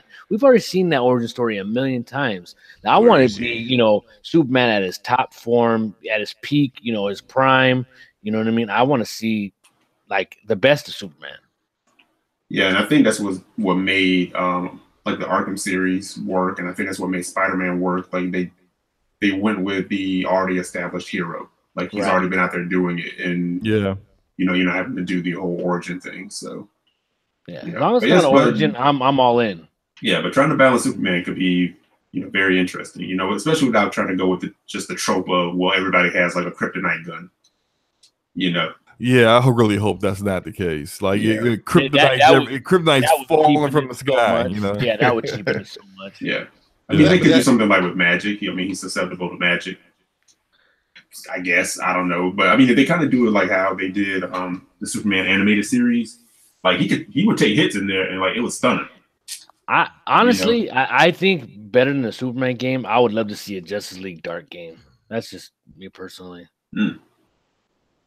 I think nowadays you can get that kind of thing and make it interesting, Oh yeah, I honestly think that it would have been a better story idea, a Justice League Dark game, because the different, the supernatural and the magic and everything else, that it could be so compelling to have, a game based on that, that alone, the supernatural aspect and the magic and like a Zatanna and man, it's just, I think that would be great. Yeah. Isn't they made the Tomb Raider reboots, Crystal Dynamics. Aren't they making Avengers? Yep. That's the rumor. That's the rumor. That's really interesting to me about how garbage. Stop it. Garbage. Hey, B told me it's gonna be garbage. No, I didn't. Don't let Enrique put them lies on you. Yeah, I think that could be like a big E3 reveal. Yeah, is that Avengers game? I don't know. It'll be right off the movie. You know what I mean? Like, it would make perfect sense. If Square made that their entire E3 presentation, that would be much better than the trash they gave us this last E3. Yeah. I mean, they won't have anything else, man. Kingdom Hearts will be out by then. I mean, you think about their E3 presentation, and then everybody was like, "Yo, what was that Quiet Man game? That looked kind of lit." And I was like, "What the hell was Quiet Man?" That shit. Yeah. No wonder they threw it in there real quick. Like, hey, don't pay that much attention to this. I mean, they might as well. We're not getting that Final Fantasy VII remake until like next gen. Yeah, it's next gen, dude. That's PS5. I'm convinced at this point. Yeah. Speaking of kids, all our kids will be grown up by the time we get that game. Right? Yeah. All right, guys. So I think everyone agrees that. Well, I still think it's gonna. I actually think we're gonna see it Video Game Awards. But I think everyone else is E3. Is that right? I say I think it's VGAs. You know, I could see it the VGAs. They have too many other games coming. Like Harry Potter's coming. The new Mortal Kombat will be announced. You know what I mean? Like they'll have quite a few games coming out of WB. So it would make sense to go ahead and announce it now. Yeah. No, I agree with you, B. I think the VGAs are the perfect venue for this game. Is this supposed to be like 20 game reveals? 10. No, 10. Okay, 10. Okay. If 10. they announce it, then what? You know what I mean? Now you got all this time until E3. It's kind of like dead air. Oh, they announce it. Do they immediately start showing gameplay and developers? Yeah, like I mean, it could easily be a Game Informer cover in January or February. The game could. So you think if they announce it, say they announce it at the Game Awards, then it comes out in March, February, March, somewhere around there? No, I think it comes out like right around E3, like May or June. Okay. It's definitely gonna be like a middle of the year. Like now I can see if it's coming out the first part of the next year, I can see them announcing it at the Game Awards. Yeah. But if it comes out after, it has to be E3. Yeah. I agree with that. You know, if they show it at Video Game Awards, I can see it coming out in like April or May. Yeah. Well, then definitely it's perfect time. You gotta think, how long ago did Arkham Knight come out? That came out like it didn't come out last year. No, that was like 20. That was like 2015. 2015. Yeah, came out that. Yeah, that long ago. Yeah. Have I been hibernating the last year? Yeah, because they announced that, but then it got delayed. Yeah, it came out. It came out in 2015. So I mean, if they've been working on the Superman game, 2015. Son of a bitch. It would make sense for 2019 to be the drop. And I don't think it's going to be like a fall game. Like I don't think they put enough thunder behind it to be a fall game. Mm-hmm. Well, I mean, you consider any like decent games at least 3 years, to make. So, and RockSteady's a damn good developer. Yeah, they are. I'm like I said, I'm gonna buy it regardless. So hopefully it does come out sooner. I'd rather have it sooner than later. Right. I'd like to see it fall. Just as long as it's ready. Exactly. No bugs. Yeah. Well, it's not Bethesda, bugs. so. I just think we got to the point where developers think we are willing to accept bugs being in games because we do. Because they can fix them. Because they can fix them because of the internet and stuff. It's real crazy to me. Less than 20 to 30 years ago, a game was shipped and it worked when it first came out. But Forte, we have accepted that because we told them that with our wallets. Yeah, exactly. Yes, you're absolutely right. Because we keep paying, and their sales continue to rise, and they say, "Hey, look, that worked." And that's why Todd Howard can come out and say we don't feel like we need to make a new engine for Fallout. Yep. Because people are buying Fallout the way it is. You know the funny thing is about Todd Howard, he's no bullshit. Anybody. No, he's no bullshit, no nonsense type of guy. Because when we're at the Game Awards a couple years ago, 2015, and I said, man, you know what, Fallout 4 should have got the game of the year. And he was like, he just kind of shrugged off, like, whatever. He's like, we've got it before. Let the other guys get it. And I was like, wow.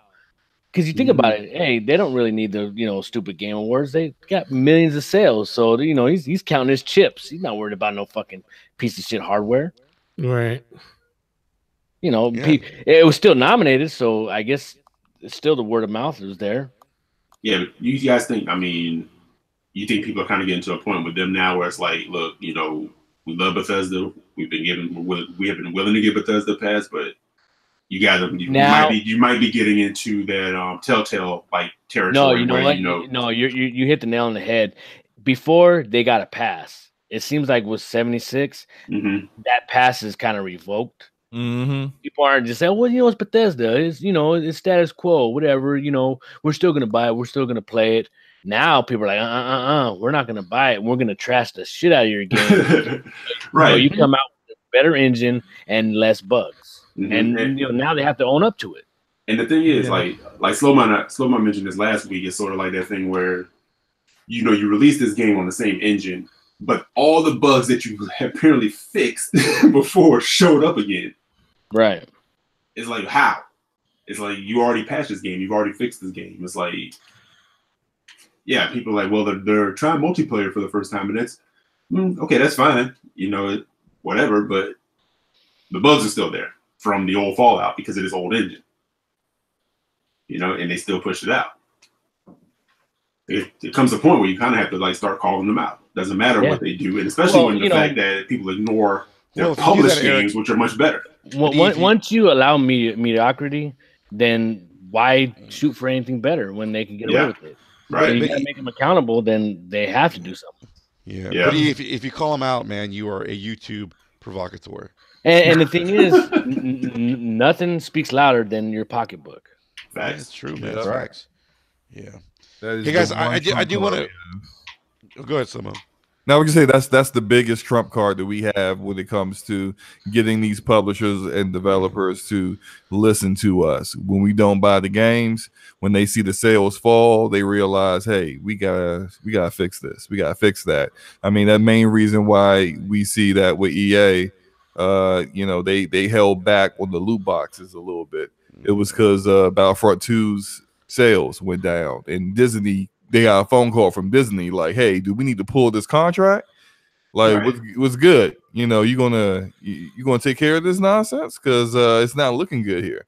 Right. So when we put the pressure on and online, and that's where as a community we collectively show these developers and publishers that what we won't stand for, and then we back it up with our wallets. It's not just all talk.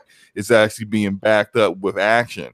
Then we can get things done. Like with the Rainbow Six community, letting Ubisoft know they were not going to take these changes to the game all for the pandering of the Chinese audience that Ubisoft was doing. When Ubisoft realized they were serious, they retracted all that. Yeah. You go ahead and flip that switch back because we ain't dealing with that nonsense. Y'all trying to censor my fucking game. Well, Slow-Mo, apparently, according to some journalists, gamers were, upset about nothing. Yep. It's I don't know what's going on out here in this gaming media streets, but some of these guys looking real spooky, man. They be going to bat for these publishers really hard. I don't understand it. Like jumping out there and calling gamers entitled and not listening to anything. Like, it's funny how they can cherry pick like the worst comments, right? That some idiot wrote, and he can barely write English correctly. Samo, you sound like a provocateur right now. I'm doing it right now. But they will completely gloss over the well thought out comments that are laying the facts out as they are, like how you can completely miss that big long statement someone may put on Reddit to go talk about the one dude who called, you said that they're going to blow up a Ubisoft office over this. Like, it's just like, that's not all gamers, and that. So why are you only telling half the story? It's really interesting because people like to read about drama. That's the deal, man. I mean, it's people, they're not going to focus on the guy that says, hey, you know what, guys, this actually impacts the gameplay and how you play a certain map. And that actually, in fact, is true. I think, excuse me, I think with one of the maps, like they removed the slot machines, and that actually impacts how people play that map. You better clear your throat, brother. Your voice is starting to go out. Oh, no, dude. We go through this every week. Yeah, we're coming up on that 2 hour mark. Yeah. Your voice cuts out at the 2 hour mark. Yeah, I start sounding like DMX. Where my dog's at? Yeah. So, anyhow, let's get to the last topic before my voice goes.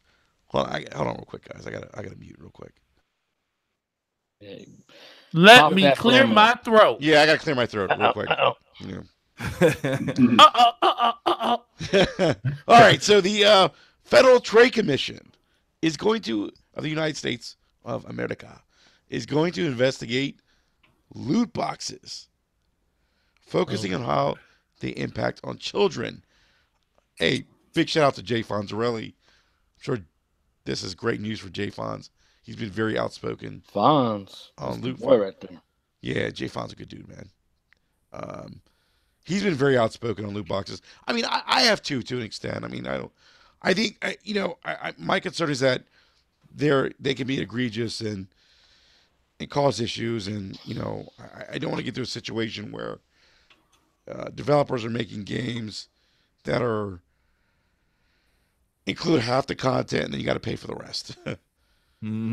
So what do you guys think about this? The FTC getting involved now. I wonder if this is more of just if this is real, if this is a real investigation, or is it more of a lip service, or an act, that we're seeing, and nothing really is really going to happen here, because the FTC investigating this is, I think, a bit different than was it Belgium who banned loot boxes?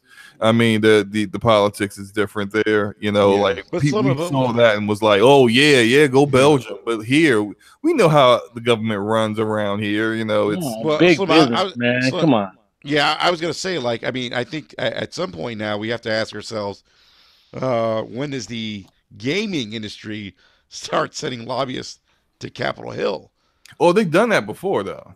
Yeah, all they do is just buy their own, the senators and everything else. It's big business, man. All it takes is a blank check, like this, like Microsoft does for all the developers. No, but seriously, money always talks, and these big developers have money to back up their narrative.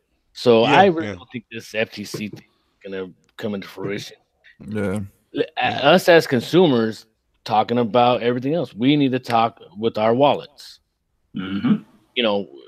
Listen, who likes loot boxes? Nobody but the publishers. Right.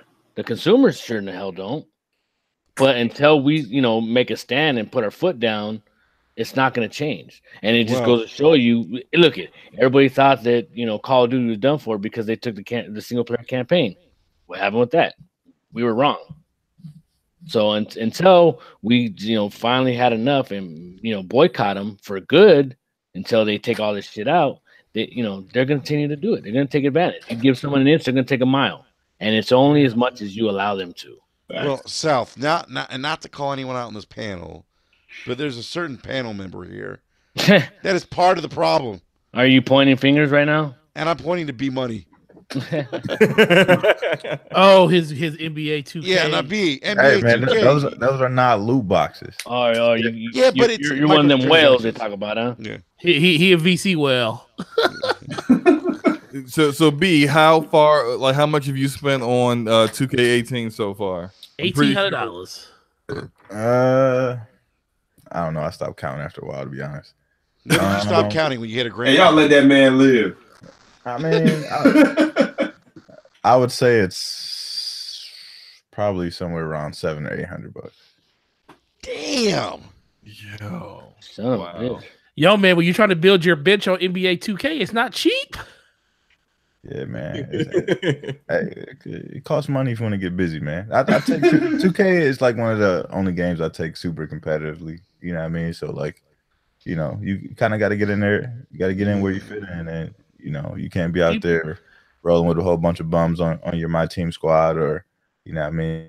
Your players got to be up to par if you're gonna play in the park or play on in the My League stuff. So you know what I mean. You got to kind of spend money because that's what everybody else does. That's that's kind of par for the course. I'll kind of back B up on that. You guys heard me talk about how VC is, and especially how we sell it at the store.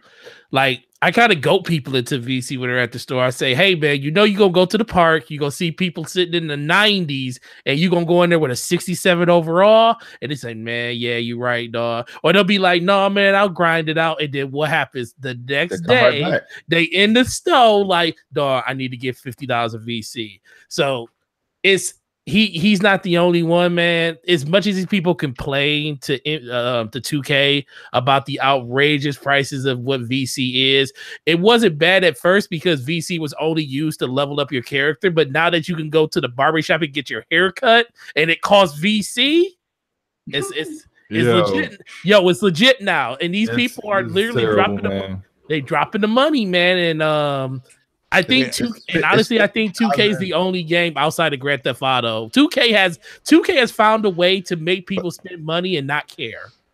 But that's the Take-Two formula. And anybody like I've invested in Take-Two like a long time ago. Like when I first started college, I was taking an economics class, and one of the things we had to do was actually invest in the stock. And I mean, I like. I'm fresh out of high school, didn't really know much about like stocks or anything like that. But like, we had to look in the newspaper and find something. And I recognized Take-Two just because, of playing 2K for so many years. And I invested in them, way back then. And I just kind of, followed their business practices and listened to the earnings calls all the time and stuff like that. And it's just like once I mean, they kind of copied the mold from EA and what they were doing with like all the packs that they do for Madden and FIFA and stuff like that. But they've perfected that mold. And I mean, they make billions and billions of dollars off this every year. I mean, it's proven, and the amount of earnings that you get back as far as the dividend, and then just like the continued growth in their stock. So you got to applaud them. I mean, if you're in any form of business or just watch business as a whole, you got to applaud them for what they're doing, because it's basically thin air. I mean, that they're selling to people, and you have to re-up every single year. It's not like it carries over or anything like that. So if into 2K, you buy the game for $60 and you're probably spending a couple $100 throughout the year playing that game, and you got to do it all over again when a new one comes out. So you got to applaud them for that. And I mean, they did it with GTA. Look how big GTA Online was. I mean, people were constantly buying that game over and over again just to get shark cards and buy the most expensive cars and that's true buildings and things like that. Like it's virtual stuff that we would never actually own or be able to touch. I mean, in person, but it's stuff that we, gamers feel like they have to have because they got to fit in there. I mean, you need it to kind of continue the game modes that are being played in that game. So you got to applaud them for that. The more as the story progresses with the FTC, don't be surprised when you start hearing about the ESA getting involved in this, because I don't know if you guys remember or not, but the state of Hawaii was looking into just in their local state banning loot boxes or putting some kind of regulation on loot boxes. Some oversight. Say again. Some oversight. Yeah, some kind of oversight, and the ESA came in real fast. And the ESA has lobbyists, and if you look up the membership of the ESA, it's everybody. It's EA. Oh yeah, well it's they're Bethesda, Activision, Gearbox, Epic, Microsoft, Nintendo, Square, Sony, Take-Two, Tencent. Everyone is in on that, and so it's in their interest. The ESA is they went there to the Hawaii's conference that was holding a conference to see if they would continue on with the process of doing some kind of oversight, and the ESA showed up completely unprepared and completely unable to answer any kind of relevant questions. It was actually kind of funny. It was hilarious watching the guy they sent there who had like basically no idea what he was walking into, just basically not be able to come up with a at least one reason why these loot boxes were somehow to the benefit of the customers whatsoever. And it was pretty illuminating, but the money's real. And this is the name of the companies I named. They're all, well into the billions as far as their worth. And they're not going to go down quietly to the FTC potentially, getting rid of loot boxes in the United States. If they make it illegal here the way they made it illegal in Belgium, you can just count loot boxes out worldwide, period, because this is the biggest market on the planet for video games. Right. So this is it for them. I mean, and you look how hard EA for it. Belgium, EA is fighting Belgium on the loot boxes. They're refusing to take them out of their games. So if they're going to do that to small ass Belgium, you can know exactly how much money they're going to put into fighting for, those loot boxes and in the United States. So, I mean, yeah, that's a great point. Slow-mo booty slap, and what the fuck is going on? No, but they're according to this article on IGN, they're saying loot boxes will represent a $50 billion industry by 2022. I mean, didn't 2K announce in their earnings that they made over like $500 million just in VC in the first week of 2K being out? Yeah, they did. Wow. Last year, EA made $6 billion off of the Ultimate Team. Off the Ultimate Team, yeah. Transactions for FIFA and Madden alone. Jesus, they ain't going nowhere, y'all. Yeah, exactly. I mean, that's to be mad all you want. But and that's the funny thing. Those are the type of and people when they hear that number, they say, "Man, that's egregious." But as much as we want to get down on EA and 2K about having those in their games, those are the type of games that flourish under that type of model. Sports games where you got to open up something that gives you a benefacting edge against other people when you're playing those type of game modes.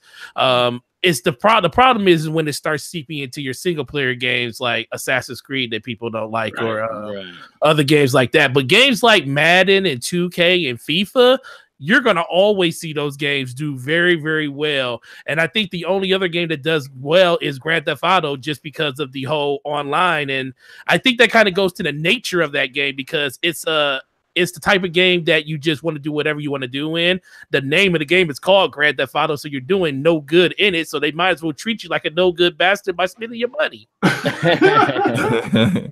Yeah, right. Yeah, but you're right, Forte. It does seep into the other games that they publish. Like EA is a perfect example. They buy or they purchase, IPs or purchase a developer, and next thing you know, that game, that IP that they used to come out, take Battlefront. Battlefront, but that's the one. What was the one that Visceral used to make? Dead Space. Dead Space 3 got it, and it destroyed that game. They just destroyed the game, and it killed their whole. Like that game's dead now. Yeah. And what EA does is like they blame the developer for not selling the game, even though they EA'd the game. And the game, and then blame the developer for it not working, not selling like it should have, and then they completely destroy the studio, and like I'm a huge BioWare fan, and it wasn't until EA purchased BioWare that we started seeing microtransactions in their games. Yeah. It wasn't until then, and then next thing you know, now they're adding. Microsoft would have bought that damn publisher. They should have. I mean, developer. They should have bought it when they had a chance. They could have got it for pennies on the dollar. Yep.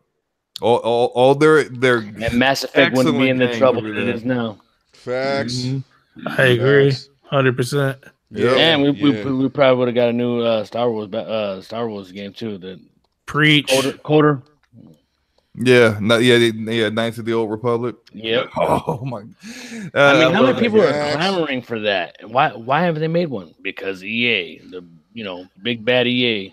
Because they can't monetize it. Like that was the one thing that came out. It said the monetization model wasn't up to their liking, so that's why they canceled the game. Yep. Yeah. Wow. That's great. Hey, by the way, big shout out to everyone in the live chat. I haven't given the folks in the live chat a shout out. Love and appreciate you guys. We have some of our regulars in the chat. Newcomb's in the house. Black Metal Gamer. And building. Irrelevant Native. Chief Tomei, and my cousin Clarence is in here too, man. I'm telling you, Enrique, you need to have my cousin on here, bro. He said he's shy. He said he's too shy. Nah, he's not shy. He's full of shit. He's got the funniest country accent you ever hear, but he's so knowledgeable and well spoken. He would compliment you guys so well, and I beg of you to give him a shot one of these days. To have him on. South, he is more than welcome to come on, Brap. Is he on Twitter, man? How can Yeah, he's on Twitter. Yeah, he's on Twitter. I actually tweeted at you that you should have him on. All right. Yeah, have his people talk to our people. Right. Have people talk to our people. We'll get it set up, man. We'll get it set up. Yeah. It is Clarence. Hey, Clarence, we want you to come on, Brap, man. We want you to come on, Brap. There it is, cousin. Talk some video games, man. So you're talking about a guy who reads 50 books a week and shit. He's so I don't know how he does it. Plays games, works, and reads all these books, and then has 15 kids to go along with it. Shit. Damn. Does he have a clone? I honestly don't know how he does it. Every time I go to West Virginia, he's like, "Hey, cousin, why don't you come over this and that?" I say, "Yeah, but you got to work tomorrow." It don't matter. You'll get 1 hour of sleep, and he's like, "I'm ready to go." I'm like, "How? Are you a machine? Take me home. Do you have a clone?" Yep. Country road. And it's funny because the first town you come to in Fallout, they play this. He lives in Flatwoods, so it's the first town you go to. Where's that in West Virginia? What part? It's about 60 miles north of Charleston. Okay, gotcha. Oh, look, nice. He's working right now. He ain't working. You're on fucking social media. Yeah. Well, Clarence, man. Well, we got to get you on, buddy. Got to get you on, man. So. But hey, you know what, guys? Southbound. I want to say it's been even though I sound like DMX. Yeah, you do. Yeah. You're just gonna have me back on just to make up for it. Yeah, exactly. I'm gonna have to get you back on, man. So. But it's crazy how it hits 10:40 on the mark, almost every podcast. Every time, man. Mm-hmm. Eric, man, it's been far too long, brother. Yeah, man. I got a chance to talk with you a little bit. We got to get in a party here one of these days. Absolutely, man. Absolutely. Yeah, no, definitely, man. We need to, and South. I just want to say thank you again, man. We love having you on, and likewise. You guys are a great group, man. I'm fond of you all, and it's all about that brat life. Yes, sir. Oh, yeah. Before we go, hey, South, are you still a Division guy? You know what? I haven't played, but yeah, I'm looking forward to the next one. There you go, Slow-Mo. Yeah, we got another one. All right, another one. My fellow second wave Division Asian. How are you? All right, man. You're right, because Division is a second rate game to death.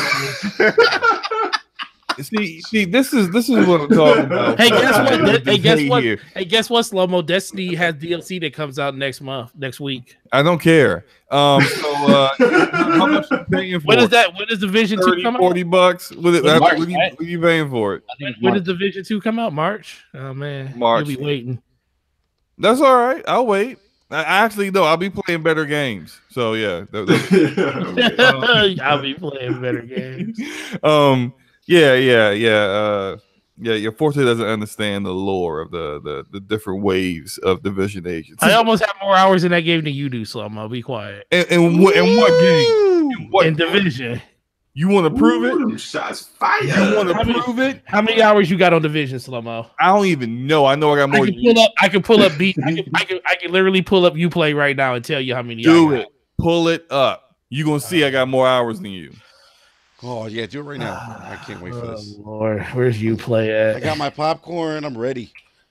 Man, let me pull up the Xbox app and see how many I got. Oh, he pulled up that. The Xbox app counts when you're in the dashboard, right? It doesn't count just in game. Well, I play the games. How many times do you fall asleep in that thing? Not often. Not often. Gaming snorte. You snore in the gaming parties all the damn time. I don't fall asleep as often as you do. Oh my god! When you on that grind, man, you get a little tired. There it is, Division. Division. Exit. What you about to throw that smoke? Let's see. We're gonna end this podcast with it got Slow-mo quiet catching as a shit. loaf. Awkward silence. I have 2,387 hours. I wonder how many of those hours are actual in-game hours. You know Is what? there a way to find that out? Is there a way to find that out? You don't have Is there a way to find that out? There's no way you got 2,000 hours in that game. You were bro. already making excuses for the fact that I got more. So wait. So I got a question. Let me ask you. This is how I know those hours ain't real. So are you basically telling me that you wait? Are you basically saying How you that gonna tell me they? Wait, hold on. No, I'm gonna ask the whole panel this. You guys are on my friends list. Y'all know how much I played play Destiny 2. Yes. I'm always on Destiny 2. I Yes. don't even have 2,000 hours in 2 yet. So how does this dude have 2,000 hours in Division? But What yet does he that found- have to do? What does that have to do with me? But yet, I'm just letting you know that Xbox app lies to you and tells you how many hours you got. Okay, so what would be? Well, you forget you're talking about a accurate game that's number for been, you. it's been like 3 years since that game came out. So Yeah, I don't play it as often anymore. There's no more content before before the sequel. But I played it back damn near every single day for 2.5 years. How many So hours do I have on Division? Let me see on Xbox. he already know he got less than me. That's why. I got way less than 2,000 fucking hours because I put 2,000 hours in something else. God damn, 2,000 hours in that trash. Yeah, you gonna stop slandering? It's game, not trash. sir. It's not trash, bro. Yeah. He get on me calling Uncharted 1 trash. I can't say something's trash. trash. I can't say something's trash and I put over 500 hours in. That's true. You can't. You can't call it trash. You can say you don't like it, but you can't call it trash. I agree with that. I can agree with that. There has to be a way to actually see time in the Division. There has to be a way. all right, well I'm out of here, All right, guys. you know what? Yeah, let's settle this next week. South, thank you for coming back on. Yes, We gotta get you back on again. I appreciate it. Yeah, no doubt, man. And You guys have a everyone, good one, and I'll catch up with you soon. all right, man. bro. Thank you, sir. Take care, bro. Peace. Slow-mo backslap. All right, everyone, we got to wrap up the show. Thank you, everyone, in the live chat, and we'll come back next week and settle the score. Enrique's voice will be back too. Yeah, I mean the crackling voice. No, the crackling voice will be returning. The crackling voice. hey, bitches I used to fuck. Get my motherfucking weed. Get my weed. Endo. Oh man. man. Slow-mo, this is ridiculous. Arthur, we just need one more score. Xbox app, like it All right, has everyone, peace. pair We function. just need more money. We're going to Tahiti. Hey, everyone, say goodbye. Say goodnight to the panel. All right, so Good night, everybody. Peace. good night. Good night, chat. Thank you for supporting us, guys. Yeah, appreciate everybody coming through. Big shout out to Southbound. Peace. All right.